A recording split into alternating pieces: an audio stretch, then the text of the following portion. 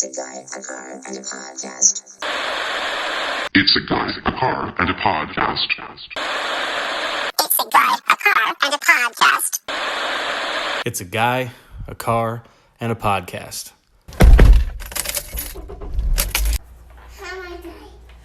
Buckle up.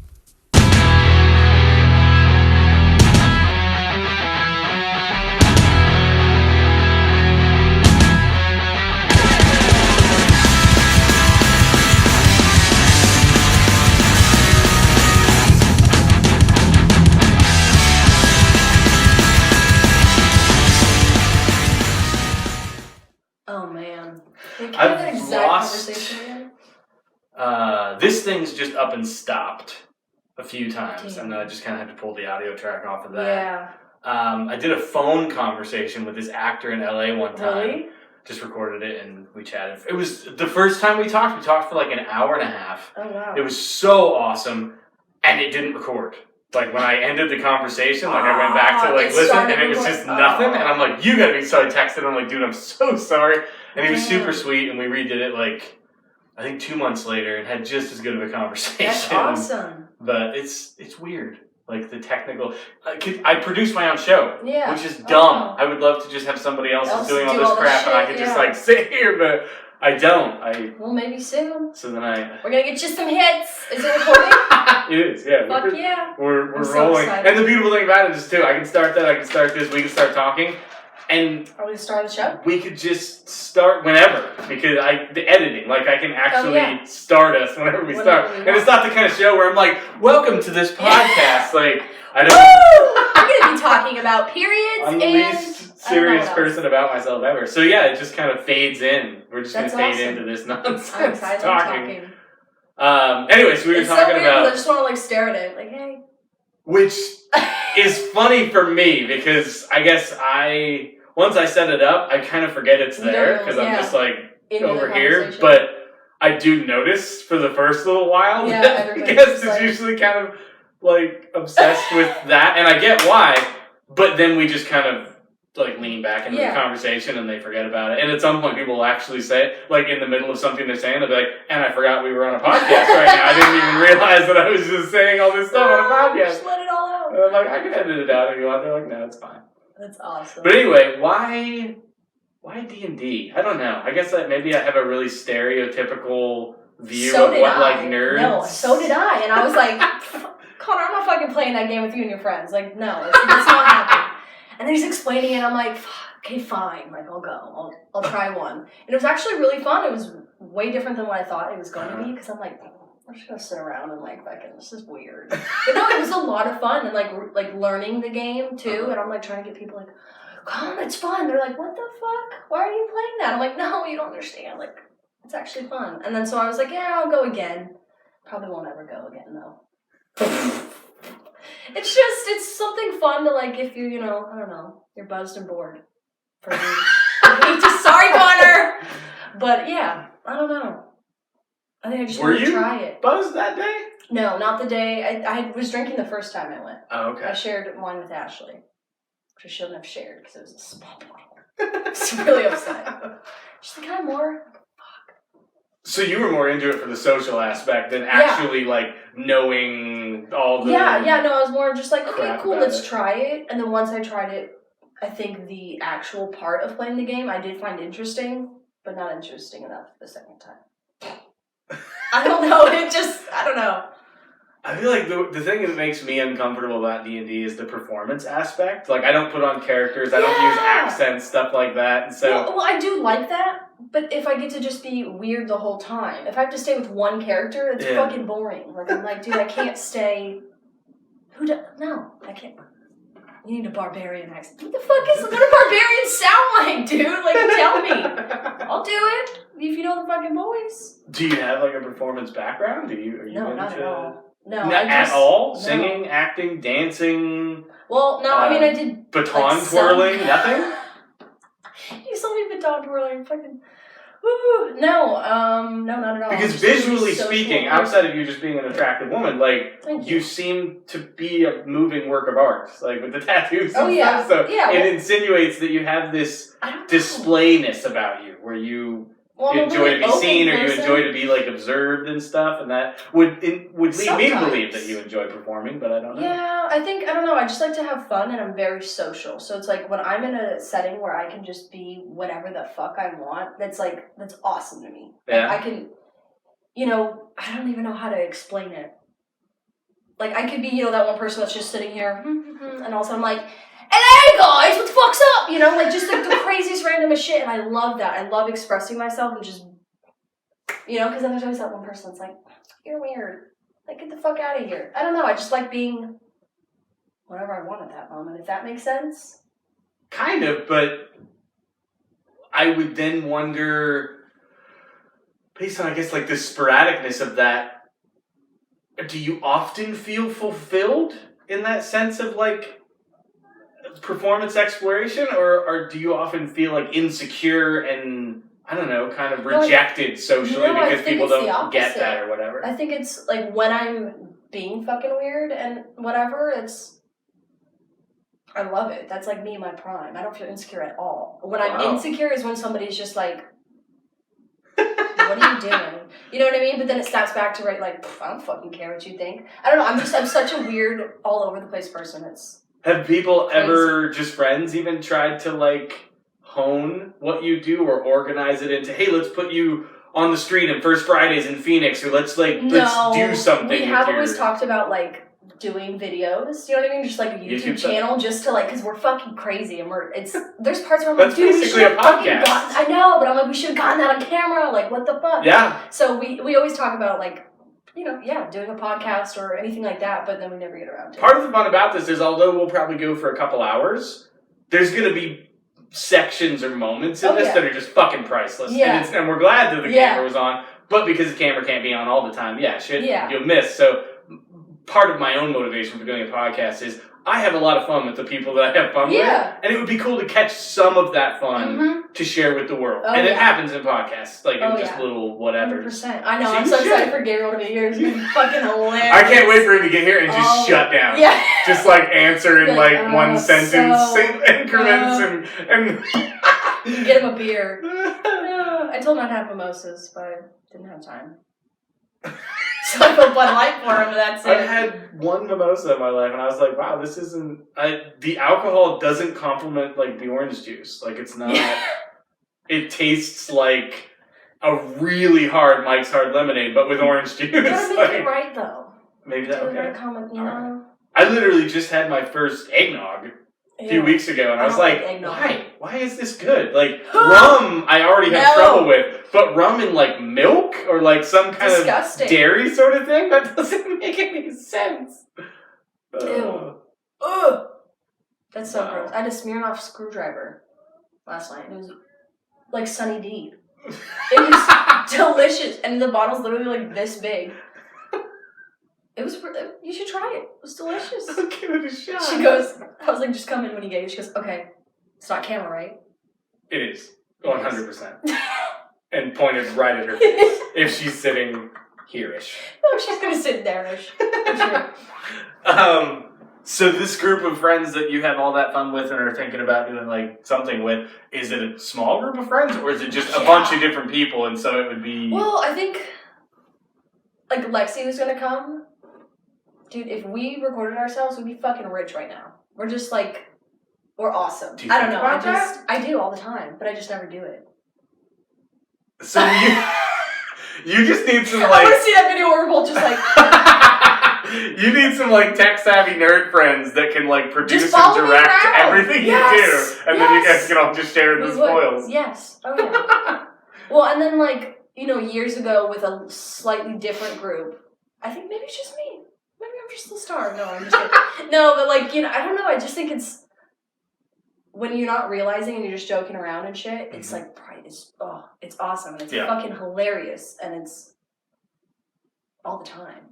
Whether it's, yesterday or 2 years ago, I've always wanted to. What about like an improv group or something like that? That is that. It's just in a Isn't that like theater stuff? I don't know anything about any of that. That's improv it's more comedy. It's where people get together with their comedy brains and they do like like sketches and skits and like, but it's called improv because it's improvisation. It's not where it's not like a scripted skit. Like here's the idea, here's basically what we're gonna do, and then there's this whole yes and thing where when somebody does something, you're like yes and you throw your own like 2 cents in, which is exactly what you're talking about. That would be really You're just fun. talking about an improv crew and you just haven't. That would be really fun. I mean, the hard part is we live in Arizona, which is, in my opinion, pretty dry of like anybody that wants to do any of this. Even as a musician. Oh yeah. Like there used to be a scene here back in the early 2000s, but any band that like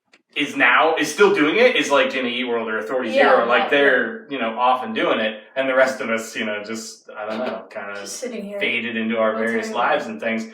So Arizona's a weird place to like chase any type of entertainment, especially improv. But there is a scene here for it. I know Sam Haldeman like runs a improv class, Second Beat Comedy Theater. You ever seen him wear that sweater, that hoodie? No. Second Beat, that's his. That's awesome. He married Jackie Aaron, who's actually like a really what would be the word? She's a very respected local comedic talent, like improv talent. Here it says. Joe, you're fucking weird. Liar? The dog's all barking at me. Oh no, Gabriel. I love that she called him both. Oh, you look like a typical Mexican. Yeah, you come from the gym? Is he wearing bike shorts? Please tell me he's wearing bike shorts. I just really want... Like, they're just gym shorts. I want spandex. I want Gabriel in spandex head to toe. Is that what's happening? Oh, backwards hat and everything. I wasn't sure what the wardrobe was. Hello. Welcome to the podcast. Is he in the shot? Barely. It's just fine. This is going to work great. She might have a friend coming. I don't know what's about to happen. This is all... Does he know? I don't know. Lexi. Yeah, maybe I'm just not. Yeah. I'm going to know her the second she walks in. I'm like, oh! Her. Yeah. I don't know. Terrible with names. So... I know, you can't even choose your own. Gabriel or Joe. Yeah, like Joe. Walk me through. That's what everyone calls you, and I've never once. always switch. It's always been Gabriel. Like, always. So always. My first name is hyphenated. It's Gabriel Joseph. You're like Lin-Manuel Miranda. Like, I mean, no, yeah. No. But, so, Gabriel doesn't fit, or Gabriel Joseph doesn't fit on name tags or nameplates. So that's always, my Gabriel is a work name, but everybody outside of work calls me Joe. It's just because it's more relaxed? Gabriel's like a little, what's the word? It's like, I almost say fancy. I'm like, that's not the good, like, it's sophisticated, it's refined. Gabriel, like, it's very... Yeah. Do you not feel that way? Biblical. I don't know. I guess in Mexican culture, I don't know. Gabriel's probably more like... We don't know the Mexican culture. I don't know. Do you want the fan on? No. Okay. This is all, I'm all sweatered up like it's freaking cold in here, and everybody else is just chilling on a lovely winter day. What were we just talking? We were talking about improv and how Sam married. I didn't know he was even married. Needs to. Who's Sam? Oh, you were just talking about him. Who's Sam? I was, I forgot. You know Sam, right? Haldeman? Yeah. Did you know that he does improv? Did you know about like Second Beat? Okay, so he knows. Dude, I've been to one of the shows like a while ago. Yeah. He's so funny. Like, his wife can break him on stage. Like, she's all in character, and then she just looks at him in some way and he starts laughing. It's great. I didn't know his wife did it too. I know. Jackie? Yeah. She's, I think, usually done most shows with him. I guess she's been traveling a lot, which is kind of interesting. She's higher up. When she hits SNL, I won't be surprised. Like, she's that level of talent, but she's also that level of ambition. She's just going places and trying to, like, make stuff happen. I didn't know that. Yeah, I got tickets. I've never gone, but I've had tickets for like 2 years. Okay, I'm like feeling Sam's hurt. Like, there's hurt feelings about that. We're sorry, Sam.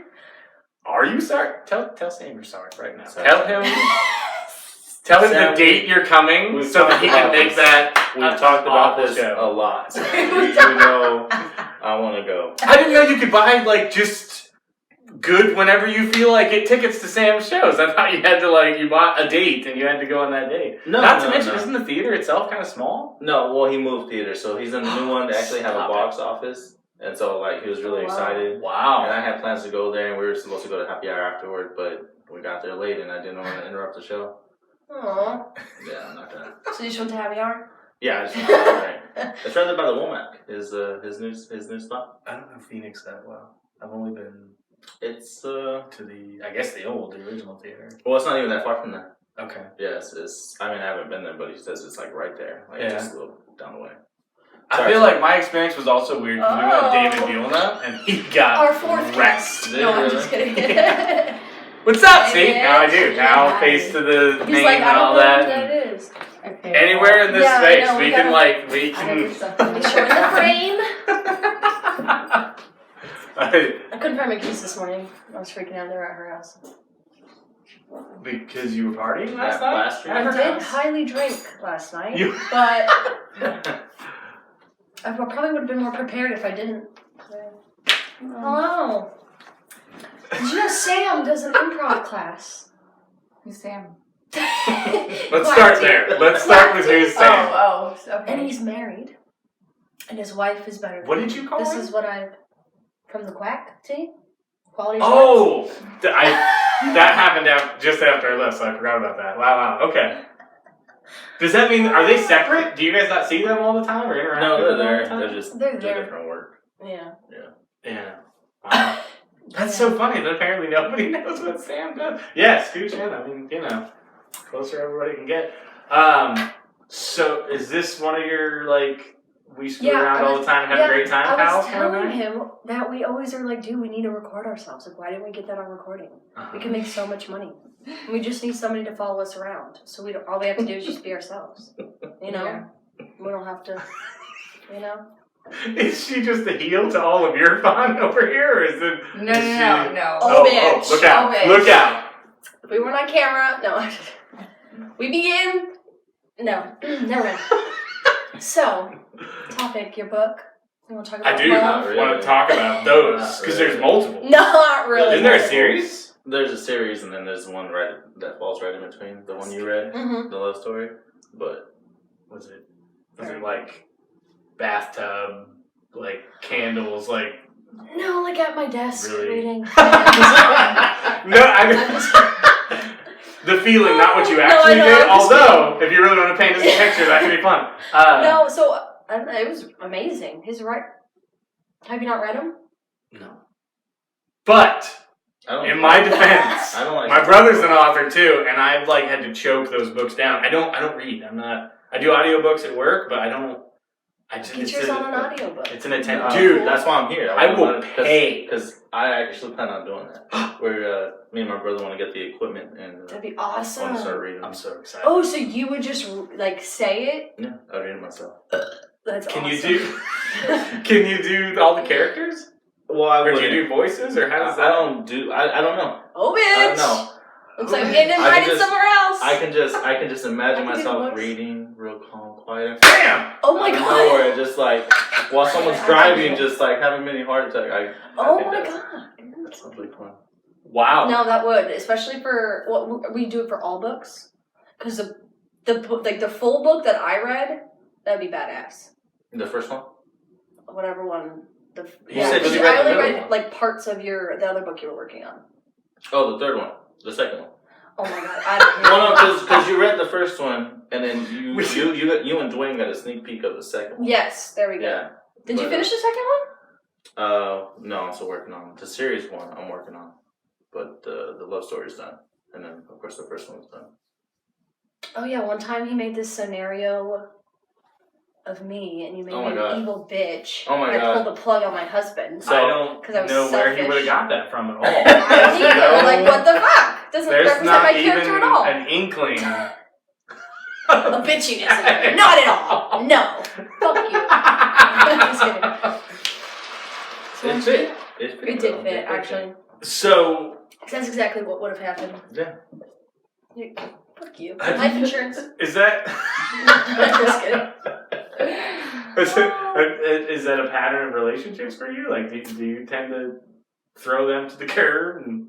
No, I'm not really usually in relationships. What? I'm like a free spirit. Hello. Oh, they just can't lock you down. No, you... Like, they fall in love with you, and you just, like, let them, like, nip at your heels until you're down, and then you're like, get out. Yeah. Get away.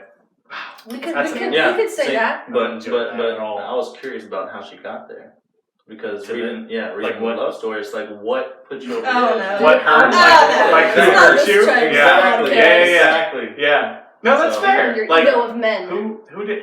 Men's ego. Like a father, a brother? Like who hurt you? Where did that come from? Who hurt you? What is this? Turning into an intervention.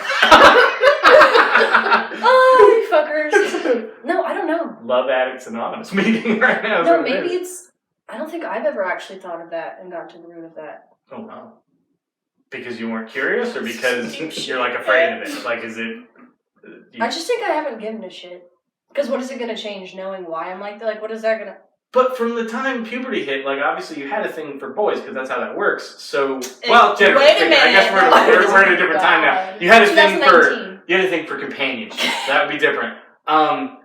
So for you to then go through things that like dissuades you from that is, but like I don't think anybody doesn't want to have companionship. No, I think it's more of I'm more of like I'm gonna do me, and I don't like having to worry about other people. I'm very selfish. Oh. Very selfish, and that's why I could never. But have you've children. never met somebody Fuck that just captivated you so heavily that your selfishness like took a little bit of a backseat. Yeah, You're like, no, wow, that's what I'm in right now. Like, So are you really? yeah.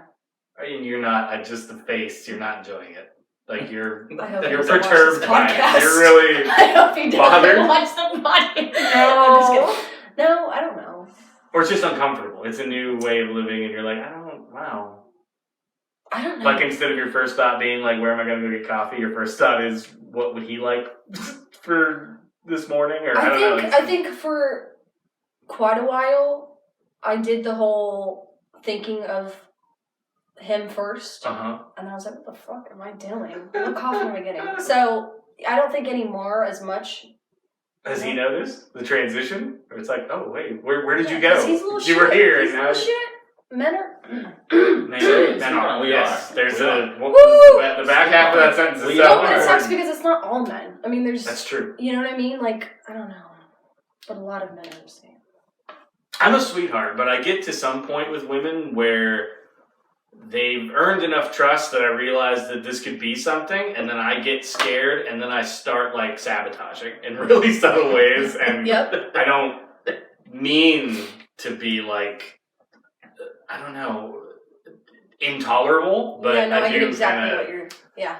drown them in like overshare or like Yeah. now it's like, well, if you're in, now let's talk about how all the and then I don't know. I've even had women make it past that phase and then a few months later get, I don't know, tired of me or it or us or whatever for other reasons, and that hurts more because I'm just like, bitch, you got past like the worst I'll ever. Sometimes it's not about you. Sometimes those people are just, oh God, I don't even know the word. They're just like, I don't want to say having their fun, but it's like, I'm good. You know what I mean? Like they're not even thinking of you because it's not about you. And I hate to say that, but you know what I mean? Like I've had that where I've been like, okay, bye. I'm just like, it's not about you. It's just because I want to. Like, can you file that in? What like drawer of rejection would that go in where I could walk away from it and be like, hey, that was fun while it lasted? I don't have that. Gratitude. I get really. I mean, I don't know. It's more of just like.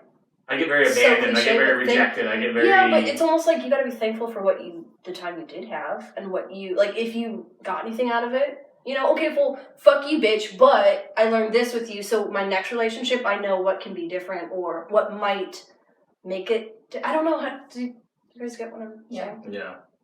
It's really mature and evolved what you're saying. I'm 38. And I'm I still definitely not there yet. I don't have together, you guys. What? For whose What benefit? bitches The are women picking? or ourselves? Both. Because I don't know if what bitches are we picking. They're like It's a little late. my brain. On the next podcast, what bitches are they picking? I don't think that it is a process of picking. I think there is an actual like magnetism in the universe, and I think the way that John Mayer writes lyrics about this, like you draw people to yourself. They were like, by the way that you look are. Look at Adam. We're gonna go fuck him up. You know, you were like, oh, it's this beautiful love that's just magnetized, and they're like, Yep. They walked in when you thought. Like the intention. I've had that happen where I'm just like, oh yeah, this is awesome. It's like, you know, soulmate, it was meant to be. And I was like, no, in reality, it was planned all along by them. If that makes sense, you know, they're just like, oh, and that's not a story that you're writing. That's you have like evidence, you have proof that that's exactly how they felt about it. Because I could see myself writing that story about it to try to make them look bad, to try to make myself feel better faster. But I don't have evidence. I'm just making assumptions that they were that big of an asshole. I couldn't like show you proof right now, but I mean, no, I don't. I think it's obvious, especially once a relationship or whatever ends, and it's like, so like, I just like really don't. Oh, my cat's on me down here. Should probably let the cat in. I don't know what I was talking about. What were we saying? You were justifying their actions. You were. This is crazy. You were. So you were making it okay for you, not to be the victim, but it almost sounded like you had your hopes up. She was like she in like the steps of grieving. What is it? It's how is it? Disbelief, anger, denial, anger, blah, blah, blah. Like she completely just seems like she's kind of catapulting several of those steps and going right to acceptance. Because no, but as a human animal, as the complicated ape that you are, you can't. You're not actually capable of sidestepping those things. So what's happening is you're burying them, and they're actually cropping up in different parts of your life in ways that have nothing to do with that relationship. Actually, people grieve differently. Well, I will say, and fair. I think in the past I did do every step of grieving to where it destroyed me because that's all I thought about. It's all it's supposed all to. I did. No, but then grief is supposed to strip you down to then nothing, after and I then went you through kind of that, rebuild. and then it happened again, it was like, oh, I got this, and I could skip you some got steps. grief? Yeah, like it Damn. because it's different. I'm not losing a loved one. It's a fucking another human that I loved or liked, and they're gone. Like it's not like. But you loved them. Like did I really though? I don't know.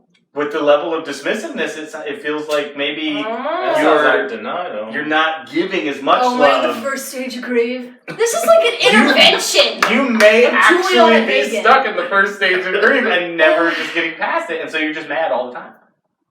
Quietly, privately, just mad all the time. And when a new guy comes into your thing, you're just gonna like take out the anger on him, have a good time while you can, but then eventually sweep him the hell out of him because anger is the only emotion that you're dealing with that relationship with. And what about you guys? How are you guys grieving? Oh, I have depression and anger issues. Same. Oh yeah. Mm-hmm. Same. Yeah. Me and same. We would talk about depression all the time. I still have little poems. Oh, right? I was gonna ask you for that. Yeah, when he sat by me, he would like throw paper at me, and it'd be like the start of a poem. So I'd have to, write more, and then I'd throw it back to him, and we'd go back and forth. That's a fucking Nicholas Sparks book. That's amazing. Yeah, it was awesome. But she's afraid to write. She's afraid. I am because I think sometimes afraid to write or afraid for other people to read it. She's afraid it's she's love afraid because her writing is good. It's really good, but she's afraid that it won't live up to her own expectations. That's exactly what it is. She doesn't want to put in the effort. This is what are you expecting? These expectations that you're afraid it won't live up to, like fireworks and sorry, as I knock her out. It's the same thing. All people are afraid of not being good. Well, you as a writer, you should feel that too. Of like, but I feel like my not good enough is other people. Like judging the things that I do, the podcast, my music, my movie, whatever. Yeah. It's so interesting to find somebody so fucking evolved that their main audience that they're worried about is themselves. That's like Bob Dylan level shit. He didn't give a fuck what anybody thought. He was just like, can I make something that I like? That grief. Man, it's amazing. Did grief break her that much that now she's like... And that's what I'm curious about. Most of my poems are like, they're fucking sad. I'm like, I need some happy ones for the ending. So I haven't written in a long time. I probably haven't written poems since like the beginning of this year. Wow. Yeah. Do you... Wow is right. What? I mean, you've read some of it, right? Yeah. What's like her style? I can't find any of mine anymore, too. I'm kind of pissed. They're on my Google Docs. We gotta hack her Google Docs. No, for real. Genius in there. Love.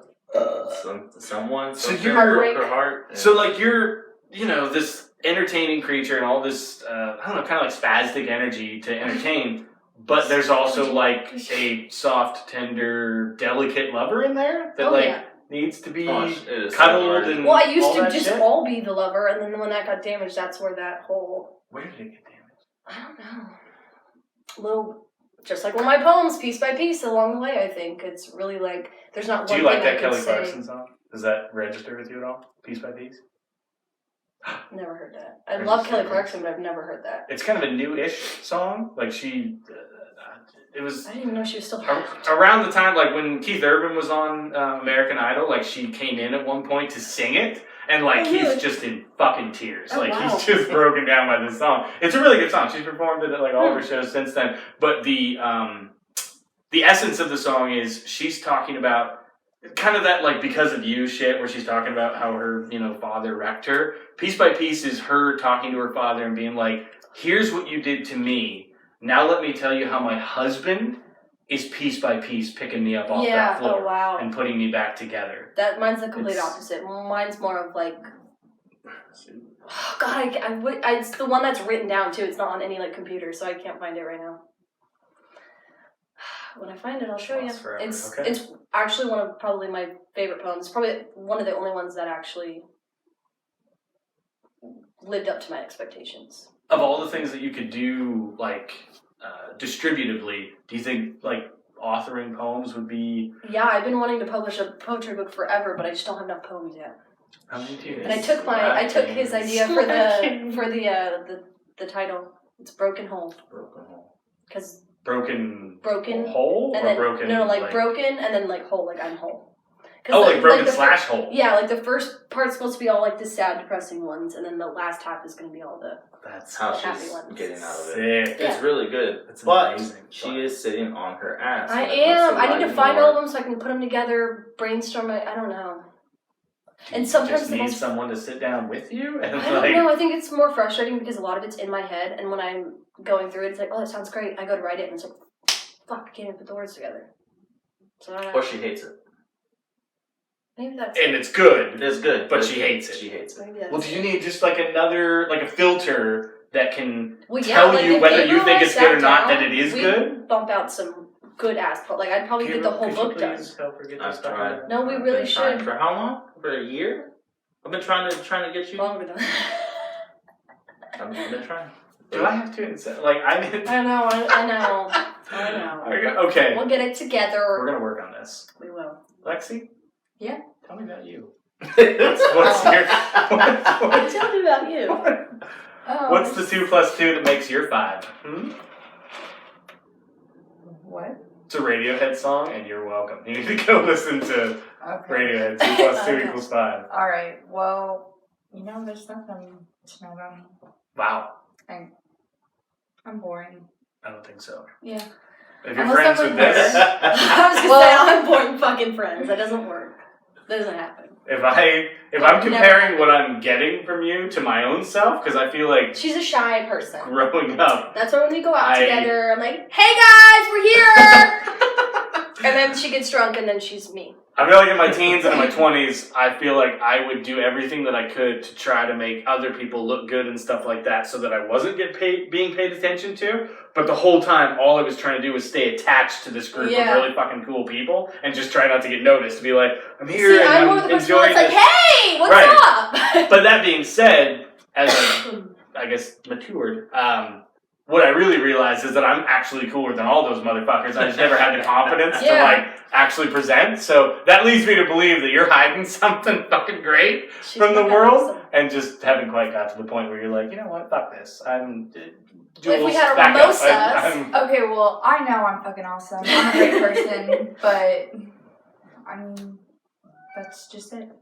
That's all there is about me. What do you do creatively? I create nothing. You don't write? You don't write music? Her makeup. She does just makeup very well. Like tutorials and shit, or just for your own entertainment? Just my own makeup. Because I don't think I have a single memory. It's not shit. I did her makeup Of you in makeup, yeah. Wait, for San Diego Pride. I did her makeup so good. I did this like Where eyeshadow. We're gonna post the pictures. I did rainbow She did eyeshadow on great. her. Made it all like perfect. It was like professional. Have you ever had like a photographer friend or filmmakers or anything? Anyone approach you to be like, That's hey, what I'm could saying. you We don't do really this? have like connections because we're like our only friends. To be Yeah, honest, I don't really like go out and reach out to people. I'm very introverted. What's your level of interest in like building an Instagram page of just people that you're making up? Just like, oh, I did this to so and so, where it's not you don't even have to expose yourself, but you can at least have fun and like let people in on the fun. No, Why? I don't know. Because people might like comment or judge it, and that would just Look at this. Like, that's really good. Wow, Isn't that awesome? it's like a Face. really nice Just blend. looks on like- her yeah, face. for pride. Look how well that makeup is, bitches. Hit her up. There will never be a better moment in this podcast than what Just hit a share. It's really good. She does great stuff. It's really good. Mm-hmm. Like, but you don't like draw or animate or paint or any of that. No, I just do makeup. Sudoku. We do Sudoku. Sudoku We sound like and 89-year-olds. Like, we drink wine and do our Sudoku Friday nights. Saturday, we... I've never done Sudoku. Is that fun? It's so fucking fun. It's like, it's a puzzle game. It's really... Is that what it works? I have a Like, I Sudoku wanna book make if sure. you want I think to it's see the it. numbers Yeah, you with wanna the see it? boxes. You I don't know how wanna it see works, it? but You I've wanna just see it? seen it on planes You and wanna? stuff. Yeah. I've seen like 70-year-olds do it on You fucking wanna planes. No, it's actually really fun and addicting. Like, It's addicting. Do you like math a lot? It's a math game. I isn't it? hate like math. you I'm good gotta at it. associate numbers to each other. Yeah. So, like, Oh, let's get a blank one. So you have to have 1 through 9 in this box, going this way and this way. But you can't have the same number in each. Bro. In any. So, like, there's a 9 already in this box, and going this way and this way. So there's going to be no 9 here, or in this box. It gets, dude. It's. I feel like there are people that shit. understand that that it's like she just gave the best like description of that game ever, and I'm like, what? So lost. It's like Rubik's It's good. Cube, It's but really black. It's really calming. It's honestly because then you're just. How many things have you done to try to be calm besides like alcohol and chemicals A lot. and shit? Coloring, painting. And Sudokus? What does that work? Yeah, well, no, they all do it.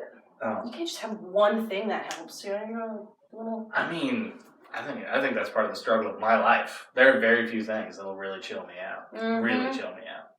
Because I'm always just like, I don't know, there's a lot of energy inside of me. Like, For real. weed, We're in a medical house. I'm It's sure it okay. probably like calms me physically, but weed also like locks me in my brain. That's In the it. sense where like all my thoughts are still bouncing around, but now my ability to express them is gone. And it just, I'm like, get me out. I just don't enjoy it at all. And being drunk, the buzz kind of blurs my brain. And I'm like, well, now all that's The cool buzz about the me is best fucking part. hazy. You're just like, meh, and then I before you're love like, being bleh. So it's awesome. being drunk is like the best. It's like, it's the most improv-y you'll ever be because everything coming out of your face just came to your head. Like, Yep. it's like the filter that normally, Yeah, like your that's conscious exactly what's filter happening. is gone, so you're just Just vomiting coming out of like your face. the thought immediately as it comes. That's exactly what's And happening. I'm not comfortable with that. I need a filter See, I do that because there's a in lot my of normal fucked up sober shit in my life. head. So it's like, I mean, obviously You I'm a just talking different away drunk with me, but I'm pretty. You'd be like, oh, yep, that's Jules. Is that a defense mechanism, you think? Like, do you Yeah. try to push people so that when you're drunk, it's just the same? No, There's not nothing at you have to, all. like, account for, so you just use your sober No, personality I as a think way I just of... happen to be. I'm just talking about like filter wise. Oh. I mean, do you Like, you have wouldn't be things like, that you "Whoa, would be Julie's drunk," uncomfortable and be saying? like- I'm not saying you have to No, say them, but not at all. there's nothing in your life outside of the fact that we never did get to the point of what actually hurt you. No, I mean. But you're like, I'll acknowledge something's there, but I don't want to, like... No, I don't know. Don't say anything. Anything? All right. We're gonna Just kidding. crack. We're gonna crack that egg. Let's start from the first book because I'm curious. Okay. Unless actually, I feel like everybody has an entrance into authoring, And I don't, like, I've written a few things, and I can never get past, like, 12 or 13,000 words. Like, it feels like I just wrote fucking Braveheart at that point. I just can't seem to, like, continue creating past that point. Yeah, I'm curious about that, too. Because, like, with poems, I get stumped. Writing a fucking whole-ass book? A whole-ass book. A whole-ass book. Like, not just a page. Do you love reading that much that you're like, I want to do this? Or is it a I hate reading, unless I'm interested in it. Okay. Like Stephen King. I love Stephen King, so I can read Stephen King all day. But I've always liked writing, even poems when I was like a little kid, 4th grade, 5th grade. Mm-hmm. I've always enjoyed it. And I wrote the book kind of like on a dare. My brother, we were in Vegas. My brother was like, I have a lot of thoughts. I gotta put them on paper. I feel like I should write a book, and we're real competitive. And I was like, fuck you, I'm gonna write a book. So I started writing, and it just came out. I don't know. That's awesome. I mean, does that mean that the editing phase for you is a real pain in the ass? If stuff comes out so easily, like how do you format? How do you like draw the arc? How do you? I mean, does the whole thing overview in your brain, and you're just really good at just like you're like Steven Spielberg, like you can shoot in sequence the whole movie. The first book did just pour out of me. It wrote itself. It really did. The editing was expensive, and I republished it like twice because there was a sentence I didn't like, so I had to pay another $500 to get that sentence fixed. Wow. But so the editing part was a pain in the ass, but no, it wrote itself. What was the first book about? What is the first book about? What's it called? What's it about? So it's called Proelium of the North, the Frost King. It's about a female character because, women, I believe they're stronger than men. And so I wanted to, get a female character out there who's badass. Okay. And she's... Who was the underlining for that? No, I'm just kidding. Not you. I know. Just kidding. Do you, and maybe you can even answer this too, does he write women well? Yeah.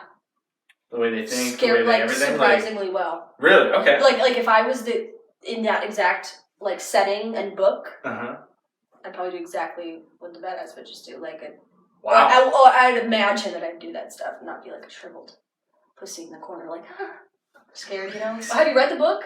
No, I haven't read any of his work. I'm just aware that it... Amanda, too, there's an older character, female in there, and Amanda said, remember Amanda from Center? Call Center? She was a the boss. Oh, Amanda Squires. Yeah. So she said she related a lot to the main character and to her... Wow. Okay. Yeah, so... So it's about this girl and what happens? She's left for dead, but she doesn't know it, and so she's not a terrible person, but she's not really a good person. Okay. So she acts out of instinct and gets into trouble. She thinks she's found. She thinks she's safe when she comes into a new living situation, but she's not. Everybody's lying to her, and she doesn't know it, and so that's kind of like the whole concept of they're treating her well, taking her in out of love, but they're not completely honest with her. And if they were completely honest with her, she might act differently. So that's kind of where it's going, where book 2 is going. And so does part of her character's emotional arc the consequences of that damage? As she discovers their lies, she gets less and less trusting and sort of more... She's already... Not trusting. She's already not trusting. Really? Yeah, she's already... But she doesn't pick up on their...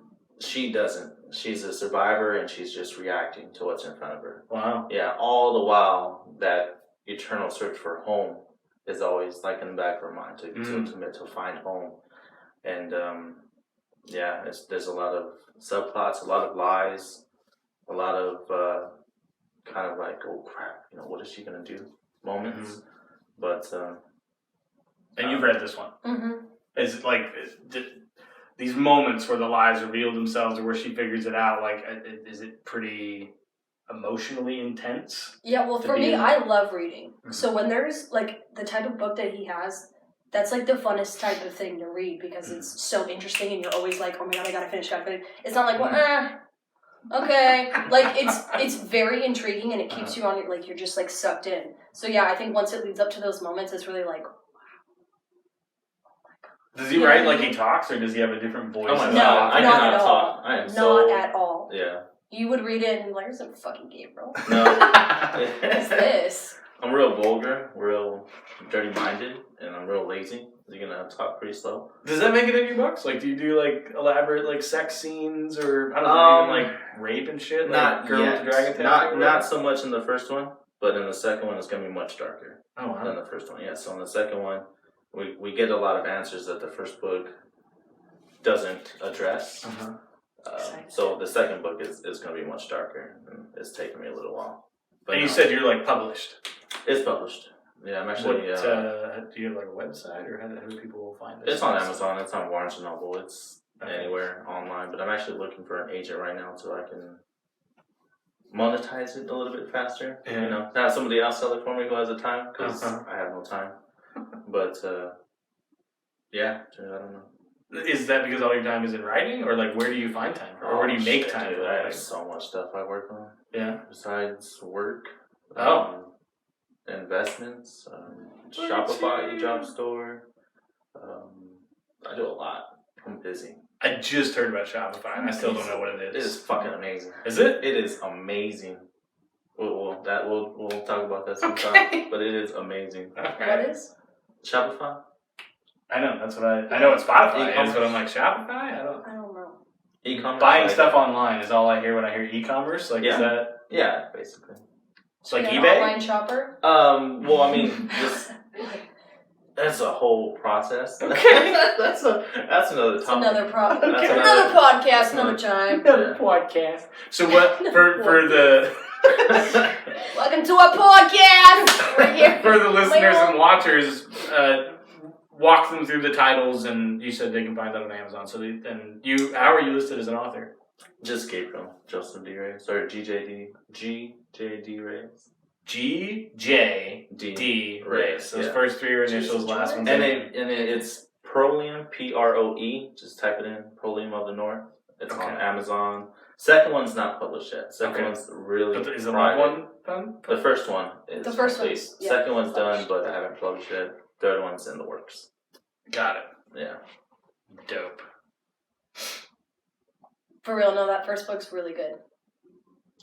I will tell you, I thought it was going to be a little weird. Just because, like, the way he explained it at first. It's hard to explain. It is. It is hard. And then it's like, once you start reading, you're like, what the fuck is this guy talking about? This is like really And it's a fantasy, right? You know? Yeah, like it's Lord of the Rings, where yeah. it's on a world that is not like the one that we live on. Yeah. Yeah. Is that hard to build worlds where you gotta build the rules? You gotta... And what I try to tell people who, like Julie, or whoever else, my brother, my other brother, he's writing right now, I said, it's really easy. You create a character, let's say just you base him off yourself, you put him in a weird situation, and then you react. You watch their reaction, and you just write it out. Like the book, the short story I wrote for her, she said she would never imagine having kids. I was like, well, what if you had kids? And so that was the whole thing of the story. She was married, going through a divorce, she had a kid, but her reaction throughout the whole...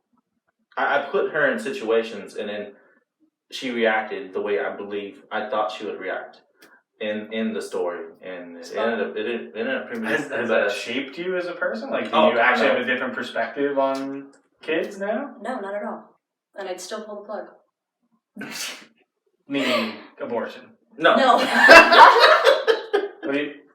How am I the only one that didn't understand what she meant by that? No, so in the story, the husband I'm getting... when you said pull the plug, you were referring to the narrative of the story. Yes, Got it, okay. Oh, the husband, to allow him to die. Yeah. Got it. Oh, yeah. Yeah. Yeah. No, I can't be a mom. I could, but I don't want to be. Whatsoever. The shitty parents that exist in this world, everybody here can bring life into this fucking world. No, because then it creates damaged people who go and hurt other people because that's all they ever done. Quiet. Except for the cat meowing. It's quiet. I don't have fucking diapers all over here. I don't have to fucking pay for the kids. I don't have to fucking worry about them. Do I have a babysitter? No, because I don't need one. I'm just going to go out into the barn. Is that where your heart's at? Is your hurt a parent thing? No, not at all. I mean, I hate my dad, but That sounds like her. It's so cliche, but no, because I never even really knew him. So this is my thing. Is everybody's like, oh, daddy issues or abandonment. I can't be hurt by something I don't fucking remember. I don't remember the absence of it living with leaves an absence in you. But the most cliche thing of all is that my mom was so good for the both of them. I never felt like I only had one parent. If that makes sense. Like my mom's like the fucking, she's the shit. Like I don't know. Like some parents, okay. Like if your dad left and your mom's like all hurt about it, and she becomes an alcoholic or she does this or that.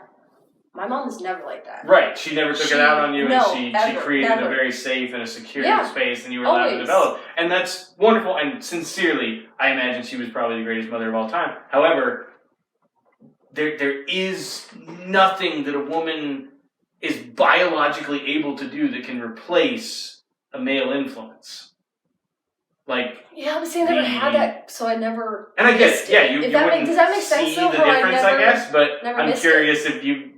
I guess if you even ever just thought about it, in moments where you're just like, you kind of put your respect from your mother over here for a minute, you'd be like, what exactly did I miss? What are all these people He's like? He's a piece of shit drug addict who beat my mother and I, so we don't really give. Oh, so he was. This is just what I'm told around, so I don't know. In your conscious memory, like 2 apparently. Like I don't remember anything from him. But you were told that there was abuse and some really rough shit. Mm-hmm. And is there the assumption that that's like cellularly buried inside of you? Like when you look at men, that there's some kind of, let's make sure this guy's not a piece of shit, some initial filter reaction? I never think about my dad. Even like, maybe it's something I don't realize maybe, but I've never ever associated like my father or that issue with any men or any relationship. And you haven't been with a man and at some point seen the same behaviors that you hear that your dad exhibited and been like, holy shit, that stuff's like just installed in me. Honestly, no. But your outlook on men is pretty low.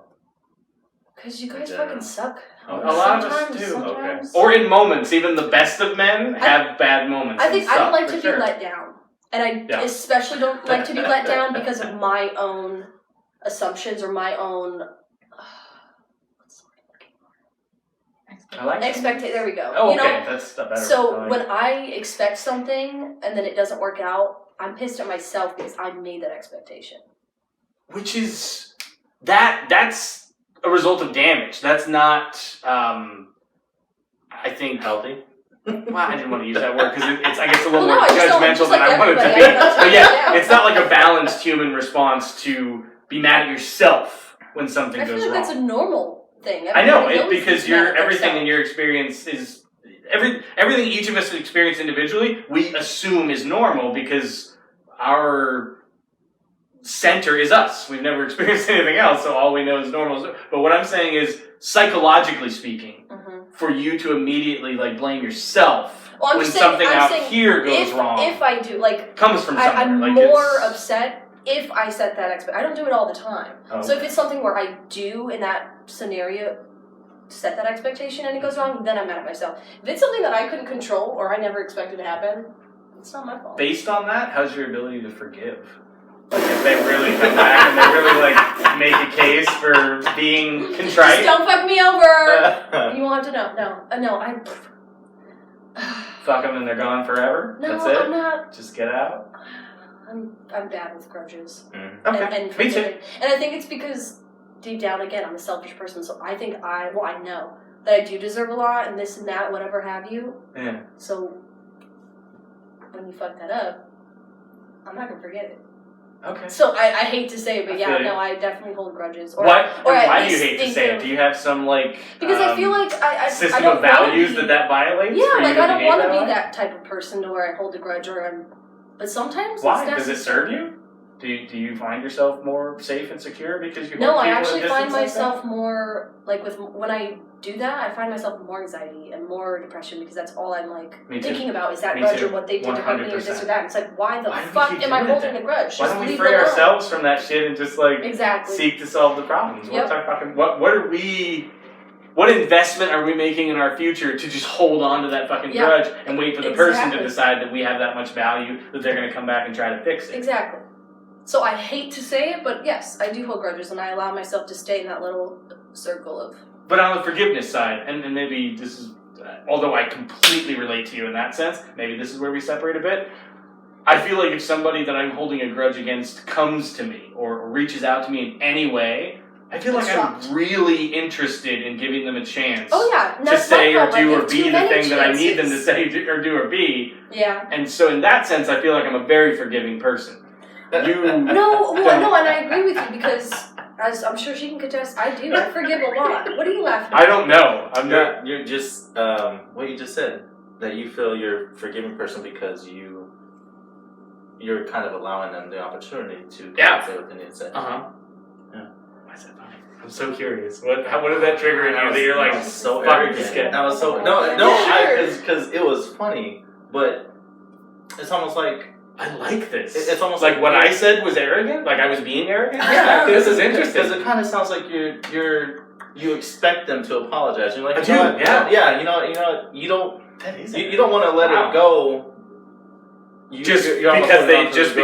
For my own health. Yeah. Just to let it go because it would do me better to let it go. Yeah. You're right. Yeah. That is fucking arrogant. But also, I mean, some people... I'm gonna pat myself on the back for being forgiving. Some people deserve to be forgiven because, I mean, people fuck up. I've done stuff to where, like, somebody's forgiven me and never fucked up again because you can assess that fuck up and realize that you fucked up. And isn't the irony that the stress that you hold within yourself to never fuck up with that person again actually doesn't have anything to do with them? Yeah. It has to do with your value system and the fact that you're like, I know I wouldn't want to be hurt again, so I'm going to kill myself to always remind myself of that thing that I did that fucked up so I never do it again. Yeah. This is why religion takes me apart as a person. Like I was raised Mormon and I still go, but like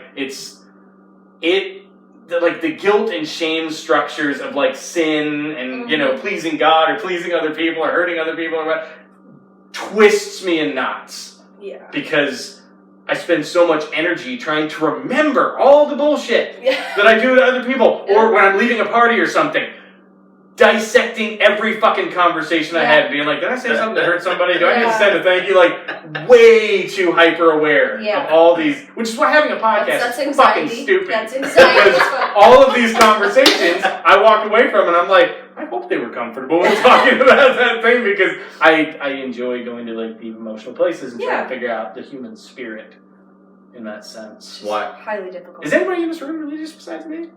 I was raised religious. But I had a couple experiences. No, I had a couple experiences. Well, you believe, but you don't need like an organization. You don't need a place to go to worship. You have a belief system, and that's like good enough. Or no, that and actually had this question asked me. This female asked me if I was religious, and I was like, yeah, I was. And then I asked her, I was like, what religion are you? She said she was Catholic. And I was like, well, why are you Catholic? And it took her a second to answer, and I was like, well, okay, well, you're Catholic because you're born into a Catholic family. I told her religion was circumstantial. I was like, well, what if you're born into a Protestant family or a Christian family? And she really didn't have a response for that, and so I kind of put a little doubt in her head. And so it was, for me, it was more of which is good for her. Yeah. She needs that. Yeah, it was just... I had an epiphany recently that kind of fucked me up. I've been just seeing at home like... I've been spending the last few years like trying to combine the things that I accept about life or about our purpose or any of that from religion with things that I'm starting to educate myself with like science and evolutionary biology and all that sort of shit. And I'm trying to like, I don't know, just find a peaceful center inside of myself where they can coexist. And I realized something about myself that, because I grew up in the Mormon church and I went on a mission and I got married to this girl, and then everything just started to go south with me and my faith just really deteriorated. And then she and I got divorced like 3 years later, and then I used that as an excuse to leave the church, so I spent like 7 years just like fucking doing whatever I wanted to do. And then I had like a series of experiences that like coaxed me back into it, and that was like 2014, and I've actually been like active since then, and I've had other experiences within the church since then that have been super disappointing and been really hard, and it's just causing me to be like, what the fuck, man? Who am I and what do I want out of things? And I realized something recently, I think it was either on like Dak Shepard's podcast or Joe Rogan's podcast. Somebody said something where they were poising the idea that like we as chemical beings, like we're our life experiences all install on a cellular level, like triggers and addictions and all sorts of different things. And so who we are is a combination of our life experiences, and especially in those early years, the shit that you are exposed to in the earliest years of your life is who you're gonna fucking be. So one thing I realized is I will only, for the rest of my life, feel as close as I can feel to peace if I go on Sundays to Mormon church services, and if I go from time to time to the Mormon temple and participate there, not necessarily because those things define me or because they are 100% what I believe, but because what I grew up with is so fucking ingrained in me that my peace is attached to this fucking place. Which is funny because I'm the complete opposite. I wouldn't go to a church because I've never grown up religious whatsoever. So it's like complete opposite for me. At a church, I'd feel uncomfortable. Yeah? When you feel at peace there, you know? Well, no, and it's just the fact of like... Well, the truth is, like, in the moment of the services, people will say things, I'm like, what the fuck? Or I just don't want to be there. Like, I'm kind of annoyed by the fact that I have to be there. But the reason that I'm choosing to stay is because I know there's something about the fact that I'm just engaging in this, like, habitual process, or even just, like, the sacredness of worship. There are times where I really connect to it and have that feeling like you were talking about.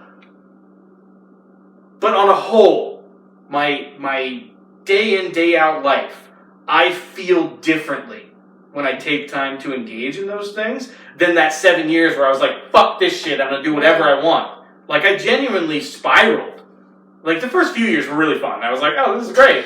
But then, like, I saw myself just starting to, like, disconnect from myself, where at some point, like, I got back to a suicidal place where I was like, I just want to be alive anymore. I'm not happy. Yeah. And somewhere in that space, like, some of those invitations started again, and it pulled me back into that. And then I had this huge experience, and there was just a lot of joy and peace and resolution and all this shit. And I carried that around for, like, a few years and really lived inside of that. And then, like, disappointments and shit started to come again. And I was like, what the fuck? Like, I'm just expecting something to be the permanent answer. Yeah. But the one thing that I do know is, whether I like it or not, whether I like talking about it publicly or not, whether I like other people making assumptions or insinuations about me because of it, going to the Mormon church and participating in the Mormon faith because of my upbringing just centers me in a way that I just really can't get anywhere else, because it just got installed in me that early. Do you guys have anything like that in your life where there's just shit in your early lives that you're like, yeah, I need to start every day with a bowl of breakfast cereal, or I don't know, just something where it was just so the way I grew up that it soothes me, it centers me. I think the only thing I can relate to is family-wise. Yeah. Like, I don't know, we never did religious things, we never had, I don't know, things that would be installed in me like that, like what you're talking about. But, like, constantly being around family, I can now see installment in my adult life to where it's like I could never move out of this state because I need my family. Like, I need to be close to them. I need to see them, stuff like that. So that's an installment of you don't want to, like, such a family person. Continue that with children. Because that would just be an extension of your family. It would just be you the extension of passing the family forward. No, my child, no. I was the worst child ever. My mom said, they said the first trials just like you. I'm like, oh, great. No, I don't care to take care of another human. It's really, again, it goes back to selfishness. Like, I don't fucking care to soothe the baby and put them to sleep and wake up at 3 a.m. to fucking feed. Like, no, I want my sleep. But are you aware of when people talk about having children that they express a lot of the same stresses that you don't want to deal with, and they own up to that, but they also talk about, but there's also moments that I have with that fucking baby where I've had like one or two I feel like more complete, or I feel there's something about that child that is now taken over who I am. No, because it's the same excuse I always fucking hear from everybody. It's like, but it's you, it's a part of you, and it's different when you have them. No, it's fucking not. Like, like, for example, my baby niece, I fucking love her to death. I'll watch her, I'll babysit her. I won't have one. She's great once you can give them back. When you assume that full responsibility for another human, that's another fucking life. That's insane. Yeah. To give up your life to raise another person. I'm trying to take care of myself. I don't have any advice for a child. Like I don't know. The irony is for me, like... Don't let anybody slip something in your drink, be safe. I've recently, really wrapped my arms around selfishness, not because it's something that I'm sort of naturally inclined to, but because the amount of, rejection, the amount of, women that I've given my whole self to, and that have just fucking walked away from it, have left me so okay, I don't want to do that anymore, to the point that selfishness became kind of all that was left. Yeah.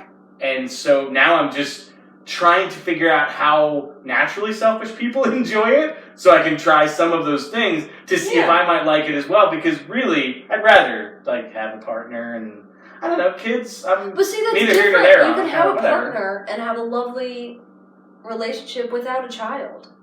Yeah. I don't know.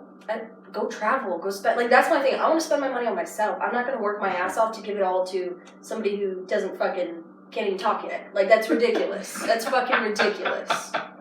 And, no. There's just... my mom started over. I've got a 2-year-old brother. I'm why the fuck? She's just so programmed to be a mother that it's oh, ding, let's have another. What the fuck are you doing? She's never actually gotten... And you don't have any of those, patriarchal instincts, or nothing... No. Dings in you, where it's being around a kid or something. Whatsoever. You're not naturally just oh, can I hold the baby? Well, yeah, I mean, because of the small children in my family, but if they're not my family, I'm ooh, get that devil thing away from me. And it's fucked up to say, but I don't like children. I was at Mom Doc the other day, and this kid's running around. Literally just watching the lawn, don't fucking look at me, don't talk to me. I just don't like him. You were going to say something about stuff in your life, your early life. Well, I was going to ask you a question, and then I had a counterpoint. Fucking A, man. What's your question? Bring the questions. For Adam? Question for you is so listening, it sounds like you're looking for peace. You find it at temple, at church. But what don't you accept about yourself that causes your peace to be... Yes! To be... Is everything too bland an answer? I guess to narrow it down. to add a statement to the first part that I think would make it more clear. The truth is, I've experienced in my life profound peace, which is the reason that I believe in God, because I have felt things that are so external to myself, not anything that I'm capable of creating, that have caused me to believe that there's something else bigger than me happening out there. But what if that's and the truth is, different? I think I'm just trying to get back to that. Because the hard part is peace and joy, they exist, but they're fleeting. They stick around for a minute and then they're fucking gone. And I'm tortured by how alone and abandoned I feel when they're not around. So me going to places where, peace claims to exist is my attempt to show the universe, God, he, she, it, whatever it is, that I'm interested in experiencing that thing again, in hopes that the way the magnetic forces of the universe work is that I'm attracting peace to myself. Thus, at some point, I can feel that again, and hopefully for longer. But to your point of the second part of your question, I'm a middle child. So my sense of self is pretty fucked. Yeah. Because I've been basing myself on my older siblings forever. And so everything that I am is just some amalgamation of a comedian that I like or some musician that I'm into. I just speak like they speak, I behave like they behave, and I think that it's passing. I think people think I'm a real human. Whereas really I'm just this mixtape of stuff that I like. And then I've got younger siblings that have been judging me and stuff. So I'm also sensitive to that in the world where people just think I'm full of shit. Because my younger siblings know I'm full of shit. So I'm such a fucking mixed up dude that everything about me chases away my peace. Because it's all a lie. To me, it's all just a big act. Why do you search for peace in a temple or a church and not within yourself? That's exactly my next question. I mean, why do you look outside? Well, I guess he kind of answered because he's had that peace before from that religion from that, and from there. So that's where you go back. And it's not my fault. It's something that was just programmed into me, and I just have natural triggers that are associated with that stuff. Yeah. So it's super easy for me to feel those quiet feelings in those fucking places, because I'm just fucking wired to. But then it's super easy for you to feel the shitty feelings when you're not there. Like, you need to cultivate not being, like, I don't know, cultivate that joy and peace. In all places? Yeah, rather than having to go to this one sanctuary place. This might be a flawed argument, and please tell me if it is, but I'm curious. I haven't found it. For you. I'm going to use you as an example, and I'm not judging. This is just me taking the very few things that I know about you from this conversation and pointing some things out. Alcohol, chemicals. Chemicals. Like I don't know, weed or I got you. Cocaine, meth, whatever you're into. If I was sad, these things are your temple. It's a place that you go because being inside of that thing makes you feel different. It allows you to get away from the normalcy of life and feel something that you would prefer to feel. The temple to me is that. It's just, I don't know, it's whatever. It makes me feel something that doesn't exist out here. I'll tell you guys, you've probably never been inside a Mormon temple. It doesn't feel the same in there as it does out here. Yeah. And it's because they control that environment so specifically. No one speaks above a whisper in there. Like, it's very, very controlled. So it's just a naturally calm, quiet, peaceful place. But see, for me, that's terrifying. It can be. Like, I need some chaos or music or something. Like, I need something. I can't. But in the midst of being drunk or being, like, inebriated in some way, you don't necessarily interact with all of those things. The chaos that's happening around you. You're just kind of in this place. You're just floating in the river of your own adjusted consciousness. And so in that sense, that's the reason you did it. You got drunk because you would rather be there than here. That's a valid, correct thing to say, I guess. Like that last part. I don't think I do it to. Which means it sort of turns it into like a religion or a church for you in a way. Like it's a means of getting to some other place. See, like, I don't drink every weekend. I don't drink every day. I don't do. You know what I mean? So I think for me, it's just more of like, oh, I'm bored. Let's have fun. Okay. You know what I mean? Which is kind of the same with what you're talking about, as to where I'm not here. You know, I'm going somewhere different. Yeah. But I don't know. For me, I think it's more of just fun. I don't use it to, like, cover up feelings or this or that. Honestly. 100%? 100%. I think now, like when I was younger. It's really interesting how damaged you are, and yet so healthy about it. I know. Like, it's kind of scary. You really seem to have a handle on it that's driving me crazy. Because I'm just like, could you just give me what you have? Could you just fuck into my life, whatever it is that is making you I don't care, so I can not care for a minute? I think because that's all I do is care. a bunch to not give a shit anymore and realize that shit's just gonna happen. But live your life, have fun. What hurt you? To get hurt a bunch. What hurt you? You haven't really blamed it on your dad yet. Like, no, what? Because I don't blame him. You? I think I don't know. I mean, I don't know.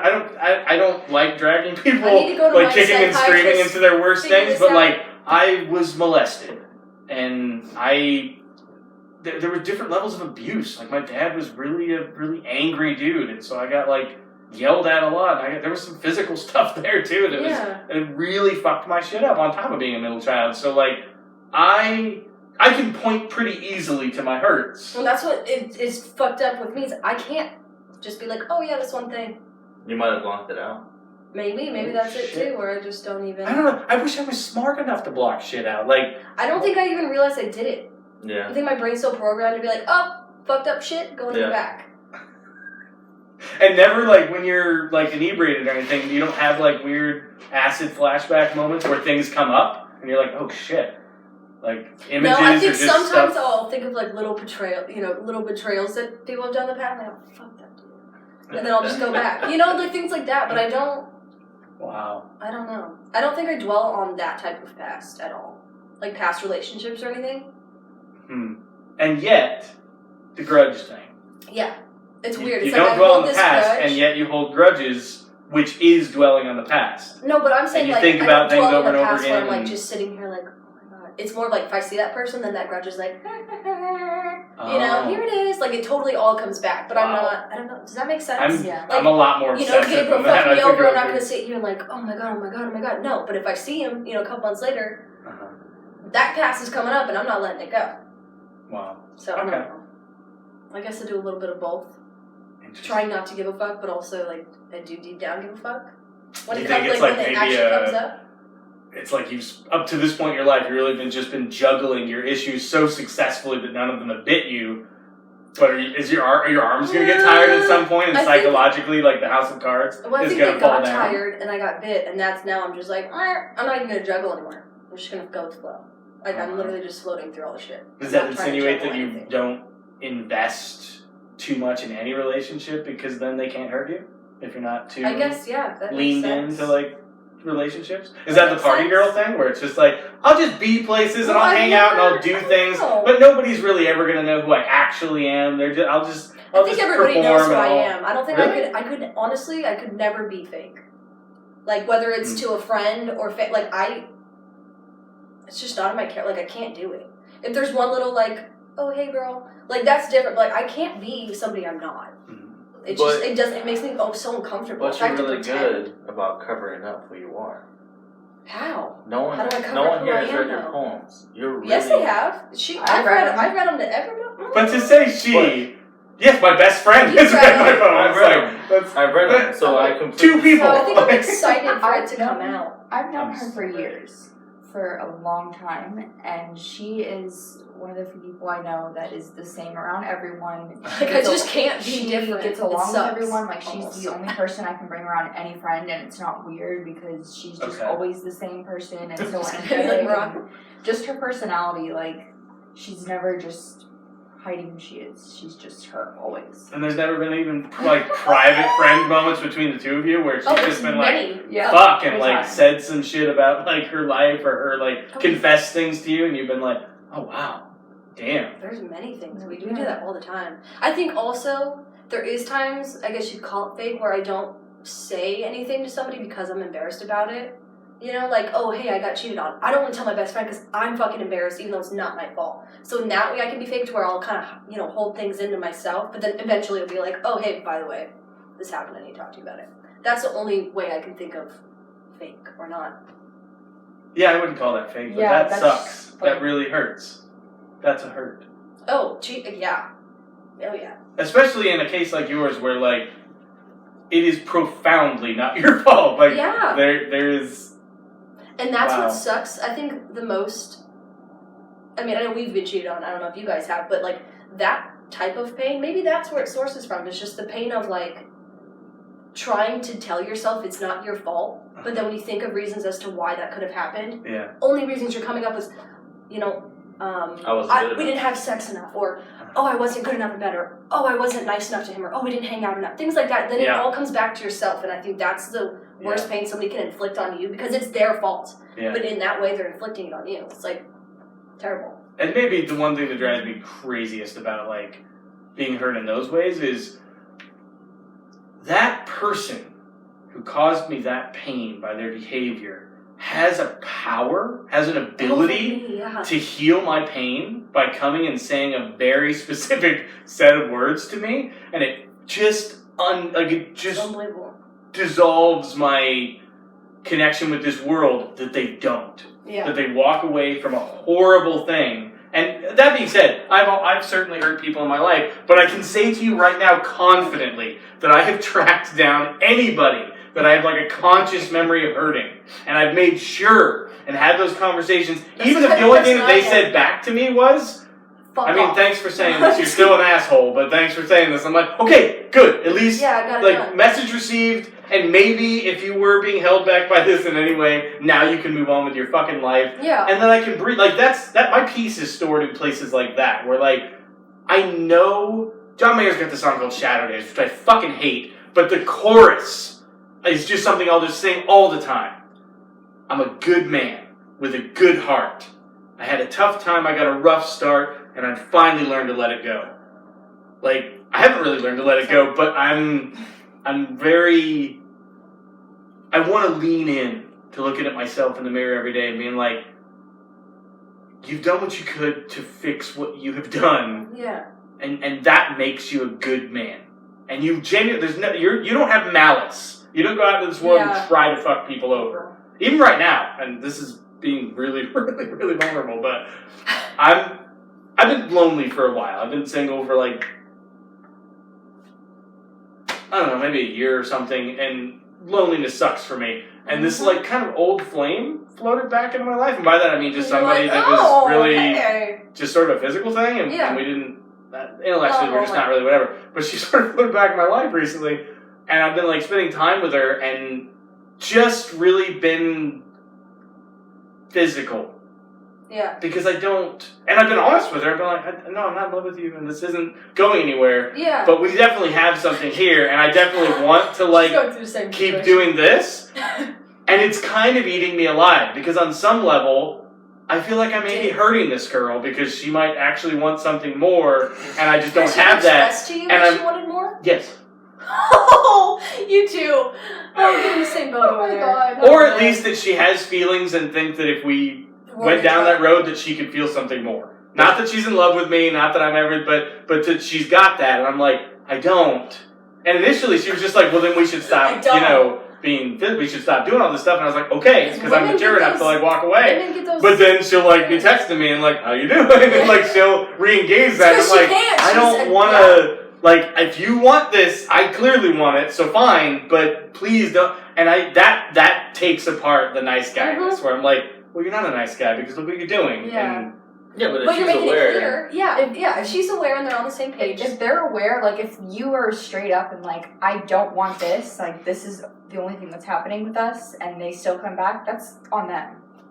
It's that not makes your me problem. feel really good. Dude. Yeah, you guys are I'm just gonna write that on my heart. Which side of her do you want? Are you on her side or Your my side. side? My side? side. Where like you don't feel anything, but he's all. My old flame from high school. But it's fun, right? He's like in In love those dark with her. moments where it's just the two of you, like it's so nice to get that release and and it's a just warm like, body and all that. And it's just like comfortable because like I was with him on and off for so long, and like I know him. You don't have to like That's the fucking worst. The worst, you guys. Fucking relearning somebody. But he has had feelings, but. He got love feelings. She got like feelings. She got fuck feelings. He got love feelings. This is really what it is. I'm just like, wow. And he even told me, he's like, it just hurts me that I see that you talk to other people. And I thought about leaving the other day, and I was like, okay, if that's what you want to do, then do it. And he didn't. Yeah. Because he wants it. And that's what's sad is he. Yeah. I hate to say it. But he's digging himself a hole, just like your woman. It's like, no, I've done the same exact thing where it's like, no, it's cool. We could just, do this. And then I'm like, wait, what? No, I'm the only one. It's like, wait, we just established the yo-yo is driving me crazy. Yeah. Where I'm just like, I'm done. What about you, Joe? Over here, quiet. I'm loving. You got some flangs? You got some flang things over there? You ever have that where it's like, one of you wants something more, but the other I guarantee you have. That's a whole nother I'm topic. positive you have. Whole nother topic. You're exactly that lovable. The chicks probably like never get over you. I mean, whatever. I've never gotten over anybody I've been in love with, but I don't know. I'm much more complicated. That's we all are. We're humans, dude. We're like the most fucking complicated things. Oh my god. Yeah. 100%. I think my thing is like I'm recently single, so I'm just like I was in a relationship for 3 years. So just trying to have fun. Yeah, and I'm 21. So I got in a relationship like right before I graduated, and I was in that until a few months ago, and then now I'm like, I just want to do me. I want to be by myself. I want to learn who I am by myself because I had this routine with the same person for 3 years. Yeah. And now it's gone. And that's I'm the worst pain.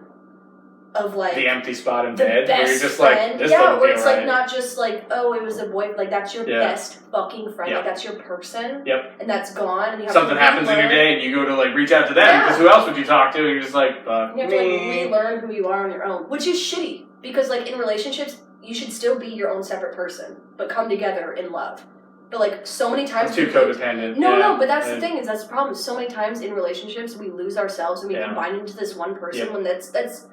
I'm going to be honest, that's not how a relationship is. You shouldn't be one person. You're two separate people who come together as a one love, if that makes sense. You know what I mean? Like, hard to get We're not to, going to go every single place together. We're not going to do, like, we're our own separate people. We also need our time. We need to do things that we love on our own, our hobby. You know what I mean? It's like, so when that disconnection comes and you're not with that person anymore, you're so lost. You have no fucking sense of The weird thing is, though, like, yourself. I fall in love with people generally that, like, are super entertaining to me. So, in the same sense that, like, if you follow, like, a particular actor or actress and you just want to see them in every fucking movie, like, the reason why it's hard for me not go somewhere with her isn't because I need to monitor her behavior, isn't because I need to make sure I can trust her. It's just because I want to see her perform in that environment because she's so fucking great. Yeah. And to miss out on that is FOMO for me. Where I'm just like, could you record it, podcast it, so I can see it later? Like, I just, there's this big piece of her that, but maybe that's it, I'm too obsessive. And then I get tired of people after, I'm a few years. Like, I'm the entertaining one who's, you know, all over the place, but then I'm also the one who's, like, obsessive. Mm-hmm. And I hate that. Because it's so exhausting to be obsessed or to be so, you know, but then it's like, oh, if I'm not, something's going to happen. Yeah. And it's like, why do we do that to ourselves? I don't know. God. Our expectations. Fuck us up, dude. And fuck the movies and shit that brought those expectations onto us. Because it's like... The ideas of romance that we learned from television and movies? Up. It's fucked up. Plague me every time. Yep. Yeah, no, I watched every date's supposed to end in a kiss and all the bullshit that... Who cares? Do what you want. Pop throne? No, I'm just fuck you! Oh, she's at a heel. Oh my god, one time I got into this fight with this girl because she wouldn't shut the fuck up. I was like, keep your name out of my mouth or I'm gonna beat your ass. And I'm like, you know, I'm like feisty, and I'm probably not gonna win, but I'm gonna go down trying. And so I brought a heel and I clocked her in the head with my heel and never heard from her again. So yeah. You feel bad about that? On some level, do you wish you could find her and be like, listen, no, you're a bitch. I don't, but because I'm sorry about the heel. I'm sorry. You are not. No, I'm not sorry. My mom. Hello. My mom's like, you're not the woman I read. I'm exactly who the fuck. That's exactly. I was like, I'm exactly who the fuck you raised. I am who I am because of you. Like, there's no doubt about it. You can't even. No. I gotta hear that shit. And now she jokes about it. I can never live that down. It's been years. Fucking like family dinner. Oh, what are you gonna hit me with a heel? I'm like, shut the fuck up, mom. Oh my god. But it's great because I also love that story. So. It's my favorite. That was a big thing, like a huge thing with, like in that social circle, like everybody was. 200-pound football player fucking comes out. He's literally just like got this cup in his hand, just picks me up with it, and I'm like, like joking, like my feet are off the ground. I'm like, get the fuck off me! It was a funny time though. It was really funny. There's so many people there, and like.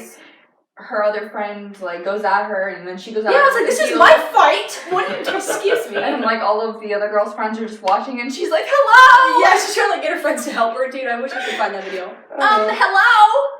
I'm like, bye, and you just hear the heel click on her head.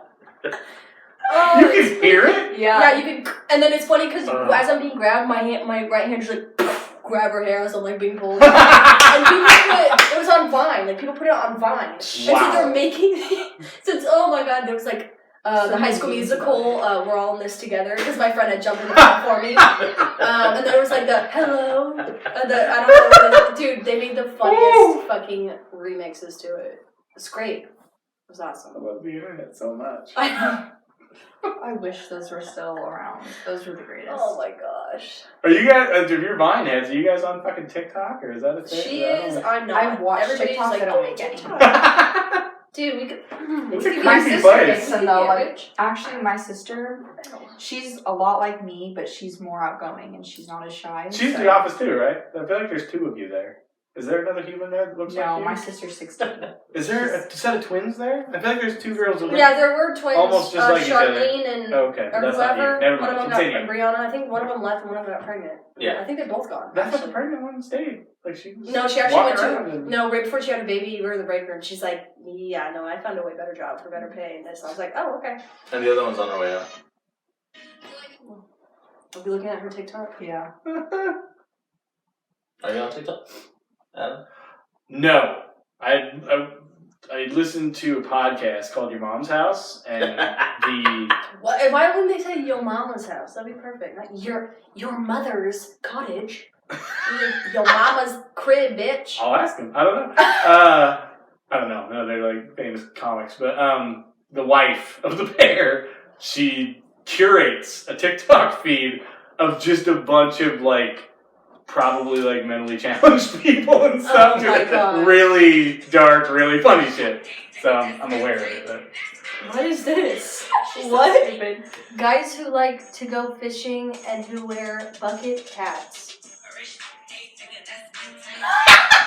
Dude, she downloaded the song on my phone, and one time I'm on my way to work. What the fuck is this? I feel kids, these references that kids are making, or the style of comedy that's coming through this really just tiny bit, it flies over my head. I can't figure out what they're talking about. The bucket hat thing, I'm why is this funny? I don't understand. It says... the Louis Vuitton. Oh, stupid. She's so stupid. But yeah, I don't know. I feel like we could Alright, so you watched I don't have good concepts. If I got on TikTok, I'd be funny as fuck, but I need somebody to give me give me what? I'm not gonna get addicted to TikTok. I won't do it. You can't. I love how she's just all what the fuck? I love how it's shaking too. What the fuck? Oh, the cat. See, we could make some funny ass ones. We should come with some ideas. Is this where you want to go? You want to No, I would love to do podcasts. Podcasts would actually be... Oh my goodness, you should. The internet needs more brilliant podcasts. More of me, bitch! On that note, we should make a legitimate plan. What would you need to do this? To just press play and do it? My equipment? Sure. I mean... I don't fucking know. I'm not afraid to produce a podcast. But... You better zoom in on me in there. Just kidding. But... I feel like the problem is I often commit to projects with people because I'm a lot more serious than people take me seriously for. And then we start moving into it and they're like, oh, I didn't want to do this at all. So... No, I think I really need, I'm a planning person. Okay. Because my OCD. So, I need a time. Yep. I need a date. Yep. I need where we're going to go. What we're going to be talking about. So you need someone else to I need host a this. I need an assistant. Just tell me. You want to be Robin Quivers to somebody else. You just want to chime in on somebody else's shit. I mean, I'd like to be. I could host my own, but I just want to talk myself on it. Again, back to the selfish. I wouldn't want to be these are my guests. I'd be no, bitch. Chris D'Elia, Bill Burr. There's some really good just them talking podcasts. See, they're also famous. Well, so maybe I'd have to have people on. No, I could do somebody else. I don't know. That's part of why I have guests on. Because it, lets other people know that I'm doing this by them listening to the podcast because some of their friends are on it. Yeah. I'm it's marketing, I guess, in its own little... Yeah. I also like talking to people and getting to know people and finding out why they're hurt, really. Don't come on, you're just going to do it. This is Dr. Phil. No, this is Dr. Adam. Mm-hmm. Yeah. Well, I guess Dr. Bailey. And I'm just like Dr. Phil because I don't have a degree either. You know what I mean? I just have people sit down and I tell them why they're broken until they tell me why they're broken. That's what it is. I make assumptions and I insinuate things until no, that's not why. This is why. And I'm like, ha! Got it out of you. Yeah. We win. We all won. Now we know why you're broken. Man. But Jules over here didn't break. She's broken for reasons we're never gonna figure out because that one.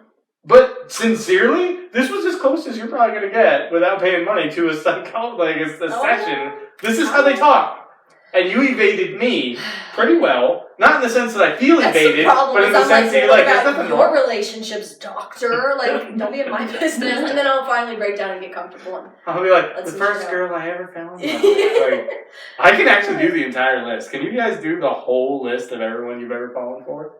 Can you remember specific memories? And can you remember, why it worked if it did and why it, failed when it did or whatever? It's kind of gross that I can do that. No. With all of them. No. The one thing we all have in common is we're all hopeless romantics. We are. That's why why... I don't know, she is a romantic. I don't know how on the level of us, though.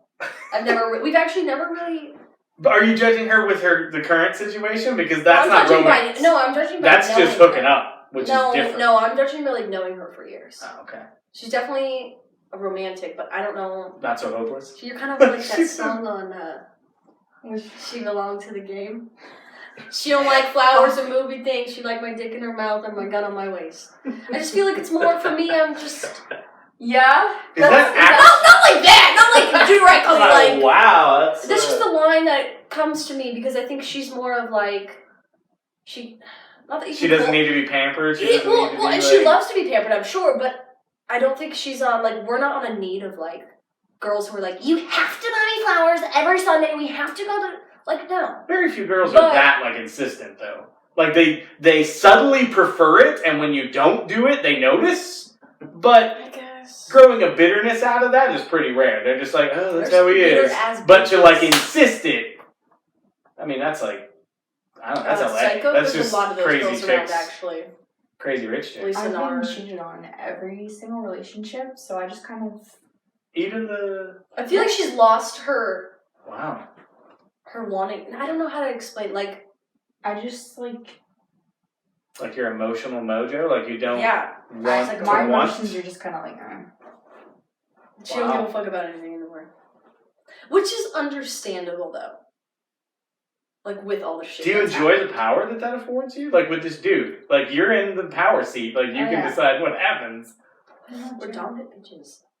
Of course we like that. Wow. Just And it's really funny to me because every single one of my exes has come back to me. Every single one. But they all cheat on me.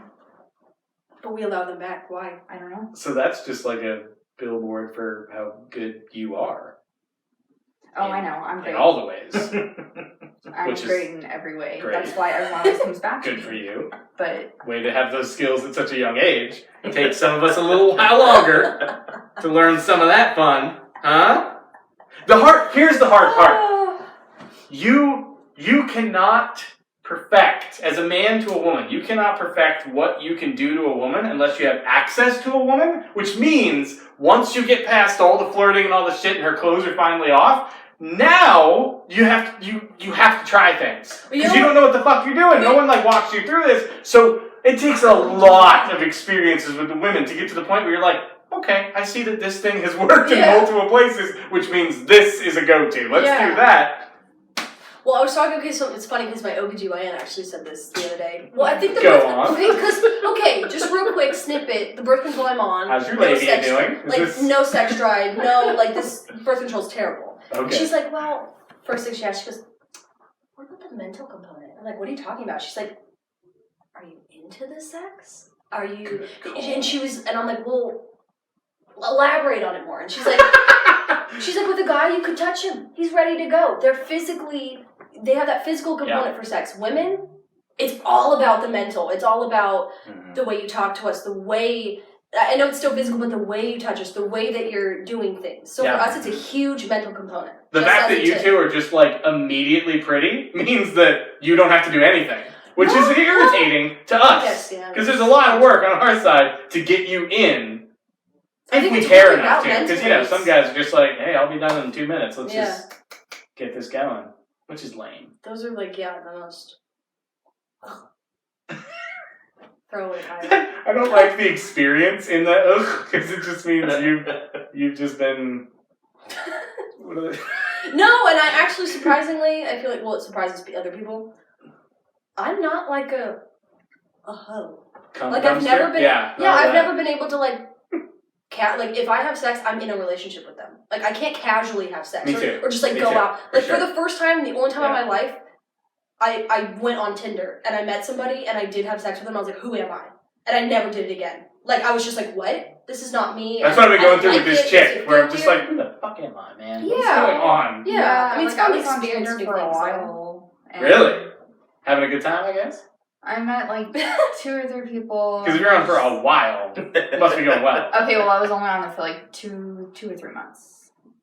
Yeah, I'll say, like, 2 or 3 months. And... So a dozen experiences. Because I feel like women have their pick of the litter on Tinder. Like, they can do whatever they want. Oh, no. Because all men are just like, right. Like, no? Is that not? I mean, I don't know. It's just like, I don't like to put a number on things. Okay. But you didn't enjoy the whole casualness of it? I don't know. Some of the people were really weird. Like, one of the guys... I'll fucking tell you. Don't say. One of the guys told me he loved me after less than a week. I bet it was true, too. No, he was saying, oh my god, this dude was on Tinder fucking her mom's friend saying I love you too. Like, this guy is fucking weird. Yeah, he's like 26 or something, and he's like... It sounds like you figured it out. Her mom's like friend? Gee, wow. Yeah, well, my like, mom's 38, so she had me very young. She was 16. Our moms were home. Even so, the friend is probably 38 too, right? Yeah. Like, that's a fucking... He's got a... I don't... He's got a range. Yeah. I know. I don't know, he was weird. Wow. And then another guy was really weird. Never done a cougar. Well, most of the time, what I think about is like, okay, number one, why would this dude be on Tinder? You know? Why is anybody on Tinder? Weird? Like, well, I don't know if It's a fuck app. It's a hookup app. I know, but like... Don't tell me you found your wife on there. Fuck you. No, but sometimes they can't... I get that's what the app's for, but sometimes they can't, like, they're just... Use it, like, the app is for that, but you still need to be, like, pampered. You need a little bit of, like, come on, get me there, dude. Yeah, like, let's... Weird? Are you a fucking weirdo? You can't get sex anywhere else, so you have to come on the app? Or are you just, like, a fucking stalker? Like, I don't want you to know where I live, you're not coming up... I always think of those as fun, that's why I can never really do it. Yeah, I feel you. Nope. Did you also have that experience, or was yours you said it was weird dudes, and it was... It was, but I'm at a point where I'm just like... Who gives a shit? Fuck it, just for living right now. Fuck it, that's right, yeah. So it's just like, okay. You know, kind of like whatever. I wonder, because, you know, I say unfortunately, me saying unfortunately is me trying to win all of your guys' respect by saying anything about anything religious. Like, if I started by saying unfortunately, then I'm too cool for religion, and that's stupid. But I spend a lot of my time thinking about religious, like, principles and shit like that, because it's just kind of a big part of my life. So, in the vein of that, because I think I'm also at that same place, I kind of have been for too long, like a couple of years, I think about, like, what was Jesus really saying that has been interpreted and translated down to what we have in the Bible is, you know, and some will say, eat, drink, and be merry, for tomorrow we die, and it should be well with us. Like, was he referring to, like... Just having fun. Yeah, like people that are just like... Have some food, drink, and fucking... But he wasn't saying it in a permissive sense. He was saying that those people are it's not good for them. Like, they're on the path to a not good place because, you know, that's not holiness, that's not righteousness, etc., etc. But I guess I listened to some, like, really, like, kind of mystical voices and people that are, like, they're Christ-leaning, but they're also very philosophical and shit like that. And I've listened to them kind of pick apart the Bible. Like, Jordan Peterson's super good at it. Pete Holmes is a comedian that's really into, like, Ram Dass and shit, and he's really interesting about this stuff. Anyway, I've been wondering if, like, what Jesus was saying was, don't you be permissive! Yeah. Or if what he was really saying is, look, life's long, and you're going to have a lot of experiences, and that's just how life is. Just realize that when you go down those roads of eat, drink, and be merry, like, that can't be your life. You can't do it forever. You can't make yourself a person that's just who you are, because you won't be happy. Because happiness doesn't exist in that sphere. In other words, I feel like instead of him, like, you know, coming down on me and being like, don't do that, I feel like really what he's saying is... You can do it, like, take your time and, you know, grieve how you're going to grieve, and live your life how you're going to live your life. Just know that what I'm trying to present to you is you won't ever be happy on that road. You can have some pleasure, and you can really enjoy the stimulus of your body, but at some point, try to... Reel back. Yeah, try to recognize what is actually going to make you happy, and try to steer that direction, not because you're going to make me happy, but because you're going to make you happy. Like, I'm only telling you things that have to do with what is actually going to make you happy. Mm-hmm. And if there's a time in your life where you're like, fuck Jesus, I'll do what I want. Okay, I hung on a cross and you're still not hurting my feelings. Fine. Like, I paid this price to give you the freedom to go do whatever you're going to do. So go do it. Just know that it would be epic if at the end of this road, you and I met and you were happy. Yeah. Because at some point you steered the shit back the other way. So I think about that a lot when I'm having, like, fuck this life, I'm going to do what I want, like, this girl or whatever's going on in my life. I think about, how long do I really want this to last? Like, what do I want? Well, and that's the scary part. You don't fucking... We shouldn't think about that, because how long is life going to last for us? Also true. You know what I mean? Like, I don't know. I fucking hate that we can sit here and wallow in sorrow and think about things when it's like, dude, you can fucking go outside and fucking die. Like, why the fuck am I spending the last moments worried about this? Yeah. Or whatever, you know? Which is, it's highly likely we'll all live to be very old people, but it's like, you just never fucking know, dude. I think about that all the time. When I'm getting all, it's like, dude, fuck that. Why am I going to sit here in this? There's this Chris Rock movie called I Think I Love My Wife that I really highly recommend you watching. The premise of the movie is he's this guy who's like in his mid-40s, I think. He works at like this, he's got a really good job at this really like upscale bank in New York. And he's got a wife and they've got like these 2 kids that are like 10 years old and like 4 or some shit. Just a very like cookie cutter American life. And a girl from his past, actually one of his buddies' ex-girlfriends, floats into his world. And starts like just showing up at his job and just like hanging out and being super social with him and stuff. And he always liked her. Yeah. But never did anything about it. And so the movie is like the arc of him.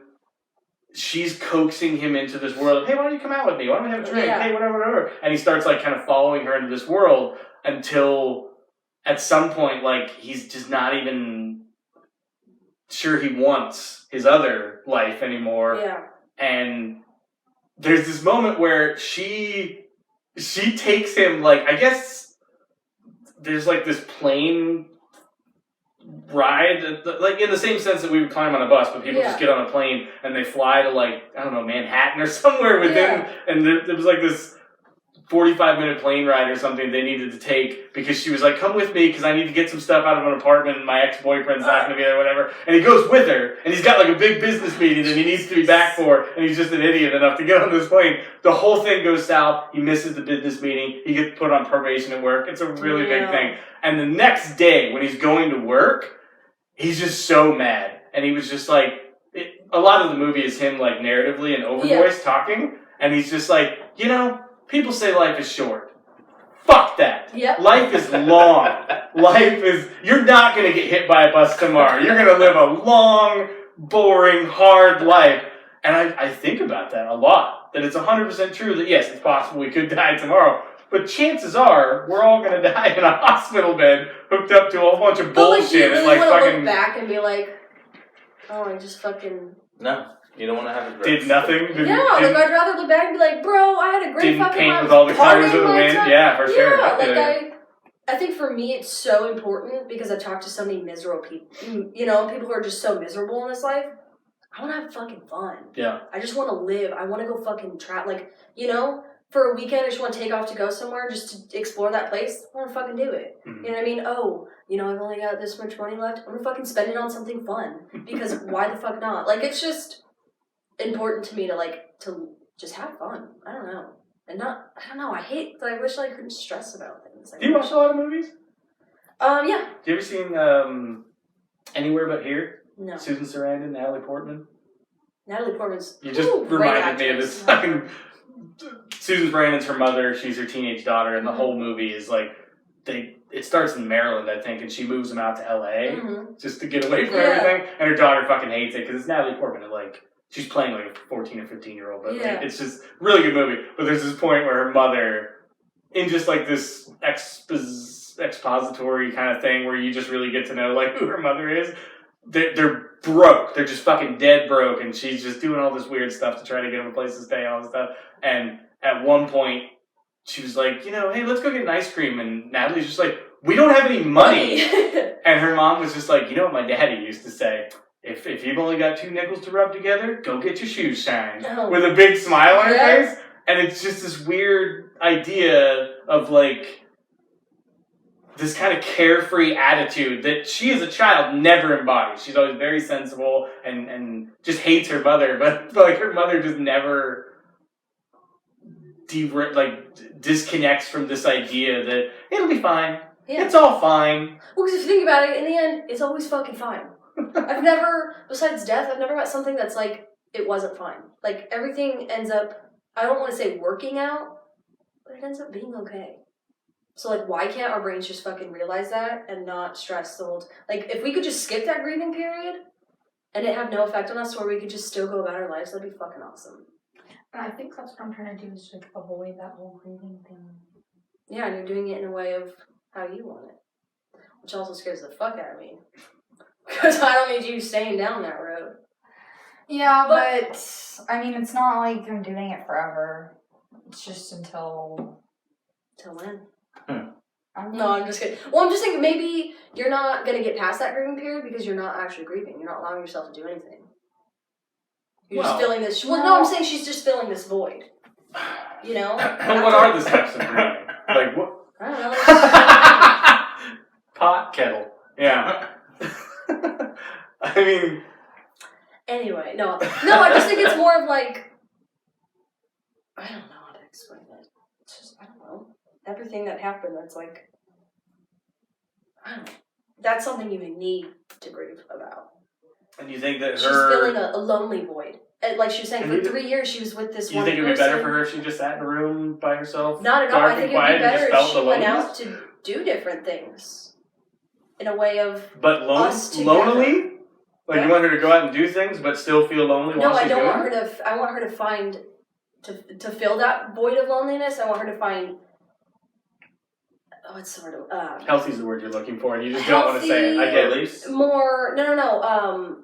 Beneficial, like real reasons to, like, yeah, that actually benefits her. Her fucking these guys, what does that benefit her? Just makes her not lonely for that moment. But you get a release, right? For a minute until he starts talking to you again, you're just like, fuck, that was great, right? You can kind of... From a best friend view, you can tell it's not... From my view, it is not all about the sex for her. I feel like I love you, but she can't be lonely. She's like me. If you're sitting in a house alone, you're going to go drive your fucking self insane. So I feel like she's constantly filling that void with other people. But I want her to find... But you want her to, like, instead of doing what she's doing, to, like, go to a carnival? Or to go to... I'm just saying, get into hobbies, find things she loves again, be herself again. She's not the same person she was before. But she won't be. Because her life died. But it's like, a relationship died. She died. A big part of who she is now dead. She's buried, which means a lot of who she is kind of has to be, like, refigured out and, like, regrown. I liked her before the relationship, is what I'm meaning. Oh. The relationship turned her into something. But she won't go back to that. I don't know if that. Because we all just move forward. I want her to go back to where she was before the relationship, to where she, I don't know, like, I want us to have, like, for me, filling a void by painting, reading poetry, doing what I love to do, gives me that sense of... But you're a weirdly healthy person. And but I know she can be too. No offense, because I'm talking to myself here. But that's what I mean, is sort I of can like, see that it's I don't know, addictive habit. So she would rather just take a hit and feel good for a minute than not take the hit and just still feel the bullshit that she's going to feel anyway. Like, at least she gets a little bit of stimulus doing it this way. Yeah, but as a best friend, you don't want to see that. I don't want to see you take a hit to get... feel that for a little bit. I want you to feel that all the time. I want us to feel it together. I want us to But she will. Be... Once she, like, regrows the part of herself that's been... She needs to do things to help that happening. You know? Do you have your phone on you? I just need us to pull up the actual stages of grieving, because we need to point at the ones that she's fulfilling. She's actually grieving. She could grieve...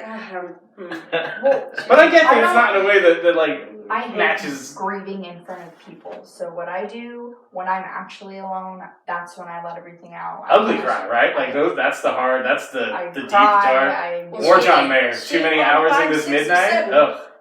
She ain't all 5, 6, or 7. I'll tell you. There's shock and denial. Which she's probably still in, which is probably part of the fucking. I will bet there's the state of disbelief and numbed feelings. I'll bet the promiscuity is part of the shock and denial. She's been at stage 1 for a while now, and I want her to at least step forward to stage 2. I might be in 2 years on stage 1. That's unhealthy. The thing, okay, that's very unhealthy. She's in that stage for 2 years. I'd be very listen. My thing is, I understand it. Okay, so it all happened literally last day of June. But he got out of jail on October 30th. My birthday.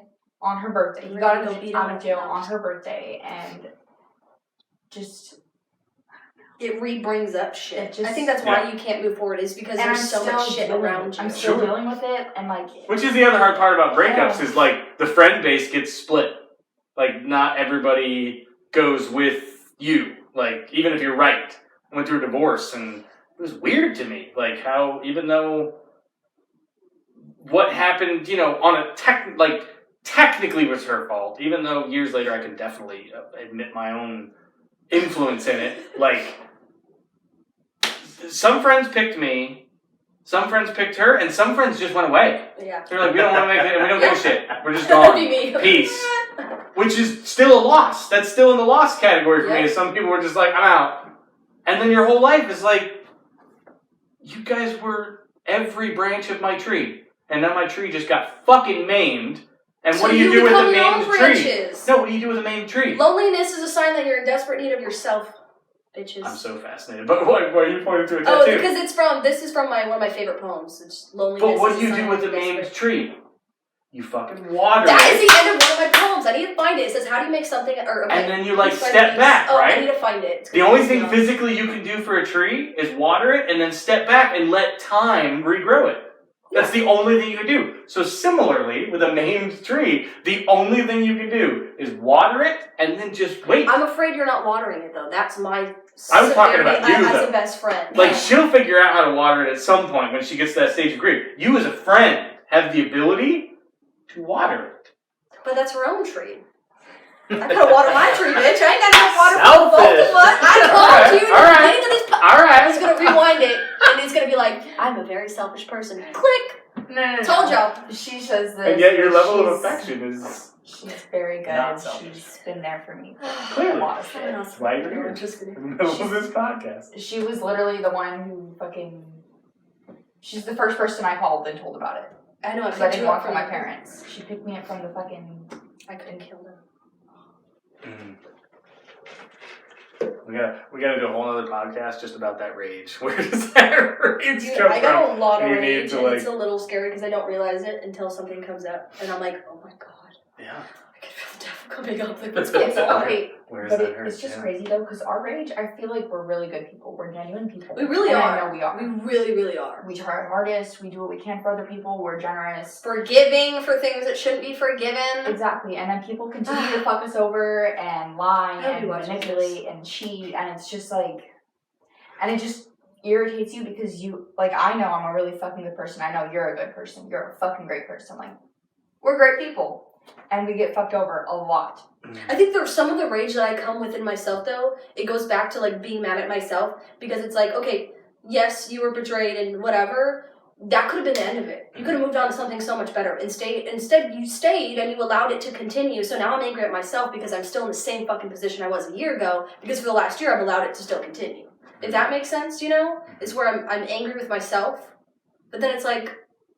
Why can't that person just change and be better for me because I deserve it? But I can't do that. I can't put that on somebody else. So it's really hard. I think for me, it's like I just want the person who hurt me to realize that they hurt me. But even after they'll admit or be like, yeah, I realized when I did this and that, you're just like, so fuck you, dude. Great. That's great that you acknowledge it, but like, fuck you. That's how I am. It's like, I hate that, but it's like, it doesn't do anything for me. Can you go back and change the past, change the hurt you did to me? Can you take the hurt out? Nothing's going to take the hurt out, but... Well, that's the problem. I want... I want the truth. Yeah. I want the whole fucking truth. Well, that's what I need, that's even what I want, that's what I crave. I never gave a shit. Even if that's the Just truth, give me the truth. Yeah. I think the part that you're missing there in the way that you explained that, and it's something that I really value about those moments where somebody like comes to you and asks you to give them a chance. When somebody apologizes to you in any level, that's them offering you a... No, that's the problem is I don't believe in... That's them offering you a courtesy, though. Like, they're extending you a personal courtesy to offer you that apology. Is it for their own benefit? On the other side. For their own guilt. What are they trying to... Yeah, are you trying to make yourself feel better? In the same way that service is selfish, all apologies are selfish because you're trying to clear your own conscience. Yeah, for sure.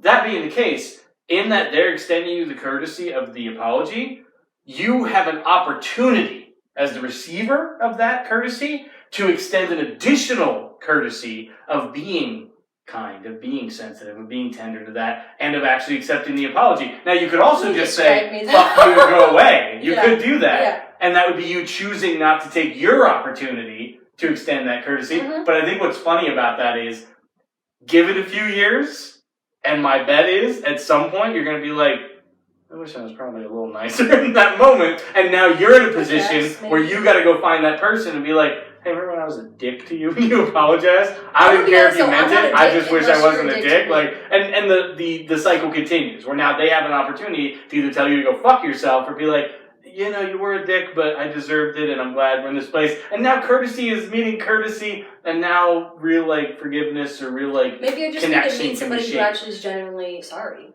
I think that's sorry without a change of action is manipulation. Sense sorry, and some people aren't. That's true. But no, there's a tweet that says, you know, sorry without change of action is just manipulation.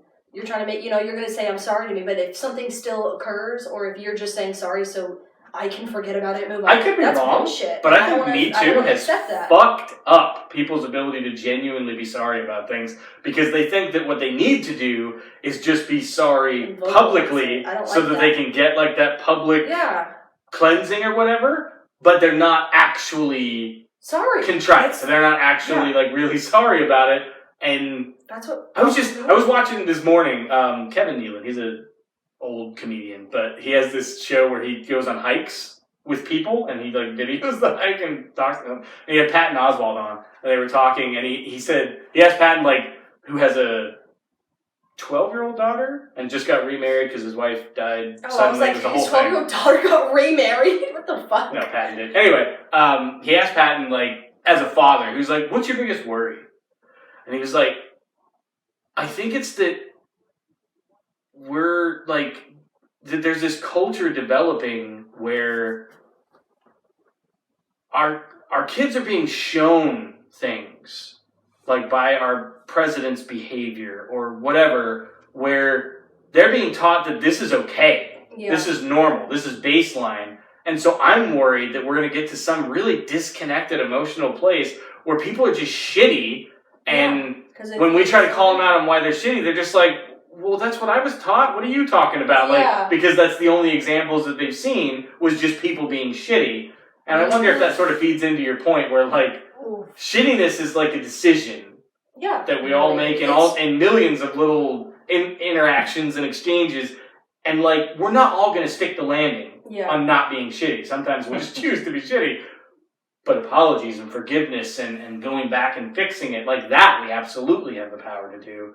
I think for me, the main thing that shows an actual apology or whatever is action. Mm-hmm. I don't. You can sit here and tell me anything you fucking want, and it's not going to mean shit because actions will always speak loud. You know, it goes back to that fucking cliche saying. Like but it's true though. Like I could sit, you know, like I don't know, be like, oh, I love you so much, and then go fuck somebody. Like you could say anything you fucking want to make somebody else happier to satisfy what they want to hear, but it's bullshit. Yeah. Well, remember when you picked me up from that place that day, and I went back to your house? I said to take me home, and then I got in that fight with him. I was like, no, I'm going to your house. Yeah. And then I was on the phone with him, and he's like, stop putting me on speaker. I was like, you're not on speaker. We're talking. And he was saying that he's sorry, and I'm like, put me on speaker for your fucking family to hear because you're not going to sit here. You're not going to fucking sit here and apologize to me and then tell them something completely different. Yeah, that you didn't do it. That makes no sense. Which is what he used to do all the time. And I'm like, put me on fucking speaker with your family right now. Yeah. And admit what you did. Like, if you're going to say sorry to me, tell them what you're sorry about. Yeah, you're admitting guilt. Yeah. And that's action as well, though. Him, that's an action of him putting on speaker and having the family around and doing that. That is also an action to me. I wouldn't take that, especially after what happened. I would never take that as a you know. But that means more to me than him just I'm sorry. Mm-hmm. You know what I mean? Like I don't know. It's always about action for me. Like that's show what it me was. Like because that was the whole point of the whole that whole night. I was like, no, we're not like. This was a big deal. Like the cops got called. And you know. I was like, if you're gonna, no, this is big, you're gonna own up to your shit this time. Yeah. So put me on fucking speaker. Got his ass in jail. And something that I think it takes a lot of us just a long time, and I'm 38 and I think I'm barely starting to get there, to be able to see in other people or in potentials and possibilities, romantic possibilities, actually healthy things for you. People that are actually healthy. People that are actually good for you. Right. Versus just exciting or stimulating or in the moment. It's like dude, this is way too deep. Right. I know, I'm like, oh god. and it's hard to be that self-aware, to be that mature. But the truth is, and the good news is, it genuinely does all come with age. time. The more time goes by, you get a little more tired of all the bullshit and all the shitty people, and you start to actually be like, where can I go? Yeah. Where the shitty people just fucking aren't, and you do, and you start gravitating toward, and luckily you start to meet people. I think Gabriel, and I'm glad I remembered to say this because one of the reasons I wanted to have you on the podcast for a long time is that you and I really don't know each other that well. We don't. Like, it's That's really super, just in the hall, just whatever. We've had conversations by our desks and shit like that, but mostly surface stuff. I mean, you've checked in on me on some pretty big stuff before, but the level of, like, affection, the level of, like, spiritualness he has is, like, care that Gabriel has, like, communicated to me in just the tiniest spaces have picked me up in the worst spots of my life. Mm-hmm. Like, where everyone else could just go fuck themselves. Yeah. When he showed up, when he would just walk around a corner, there was part of me that just couldn't wait to be like, Gabriel, because it was just like our little thing. But there was another part of me that couldn't wait to see how fucking creative this guy was about to be in making me feel like I mattered. Yeah. Even if we're just joking, like, it's also kind of not a joke because he's really good at communicating that he means it. Like, I mean, it's like almost gay jokes anymore between me and him. Like, we'll just make these really stupid, like, I don't know, they're funny, but it's connected to this weird affection that we have for each other that we don't need much space to communicate. And, like, I've thought for a long time that you're not actually from this planet. Like, I've actually thought that, like, is that a racist joke? God or some like divine presence or being or something put you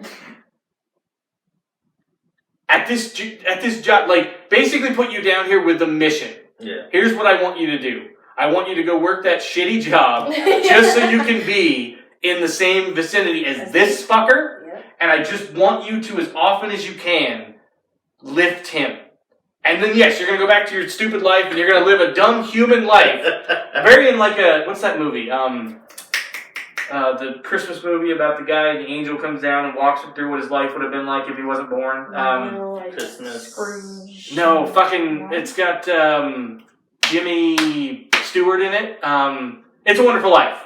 Where, okay, you guys need to watch it. It's a Wonderful Life. It's a brilliant fucking movie. But the point is, at the darkest moment of his life, this angel shows up.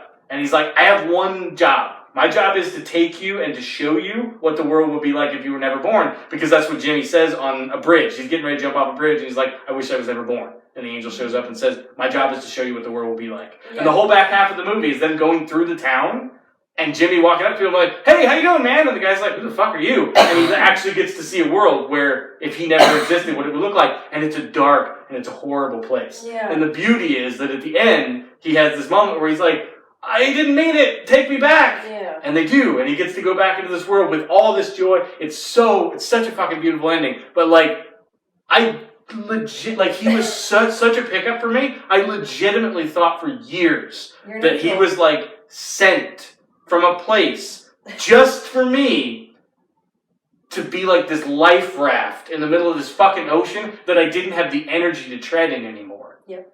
So, I don't know. So like, it means everything to me that you have been in my life and the pockets that you've been in, because you just are such a good thing for me. And is this where you edited in like a heart around? I know. I was just gonna say.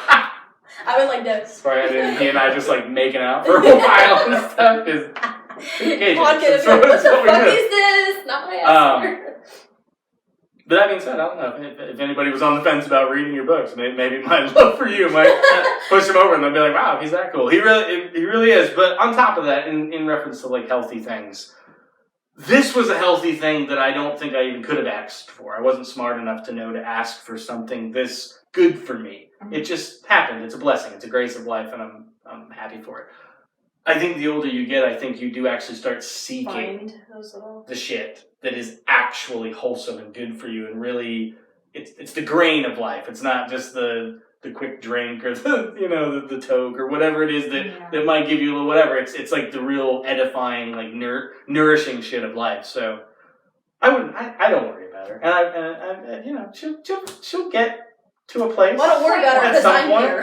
If I wasn't around, I'd work out. But she won't get hit by a bus tomorrow. She's gonna live to a ripe old age, and it's all gonna be fine. Just like my life, I'm sure I'll meet a woman at some point. She'll actually be nice to me, and I don't know, she'll like the things that I do, and I'll like her back as much, if not more, and that'll happen. Cool. My job in the meantime is to not kill myself. Yep. To not take myself out of the equation so I don't get to enjoy that experience. I just gotta stay here. Sometimes, some days it's extremely hard to find anything to be like grateful for. Yeah. Is the best way I can say it. Is like, okay, fuck this day, fuck this, fuck that, fuck this job, fuck all of you, fuck these feelings. I'm done. Why am I even here? Yeah. Other days it's so easy to be like, oh my god, I fucking woke up and breathing this morning. You know what I mean? Like. But some days it's extremely hard to find something to really be like, wow, this is why. And there's so much of that that's even out of your control, like with astrology, with the fucking moon and shit. Like, there's so many things that are chemically having an influence on us that sometimes if you're in a bad fucking mood, it's not because you're choosing it. Like, the water in your body is being pulled by the moon or something, and you just can't help that you feel that way. And the only recourse is, I guess I just gotta get through today. I gotta survive this shit that I can't control. Yeah, but those days are probably the hardest days. Yeah, they suck a lot. Yeah, but you need them. Oh yeah, because I think you couldn't really. Yeah, you get some sweet love, and then you feel something a little different for a minute. My temper got banned, so. Oh, Jesus. That's rough. This was fun. Yeah. I hope we do this again sometime. Yes. Genuinely. We really should. It was a good. We're gonna have margaritas next time. I like you guys. What? I said we're gonna have margaritas next time. Oh my god! Everybody tune in. I'll do while we're waiting for everybody to show up. They fucking are late. I'll just do a tutorial of how to make margaritas. That'll be awesome. I'm just kidding. Okay, guys, welcome to my channel. Just a little bit of alcohol. 2 shots. Have you guys seen that video? She's like, 2 shots of vodka. Go. Fucking hilarious. Like, that's 2 shots. I don't want it. No, thank you.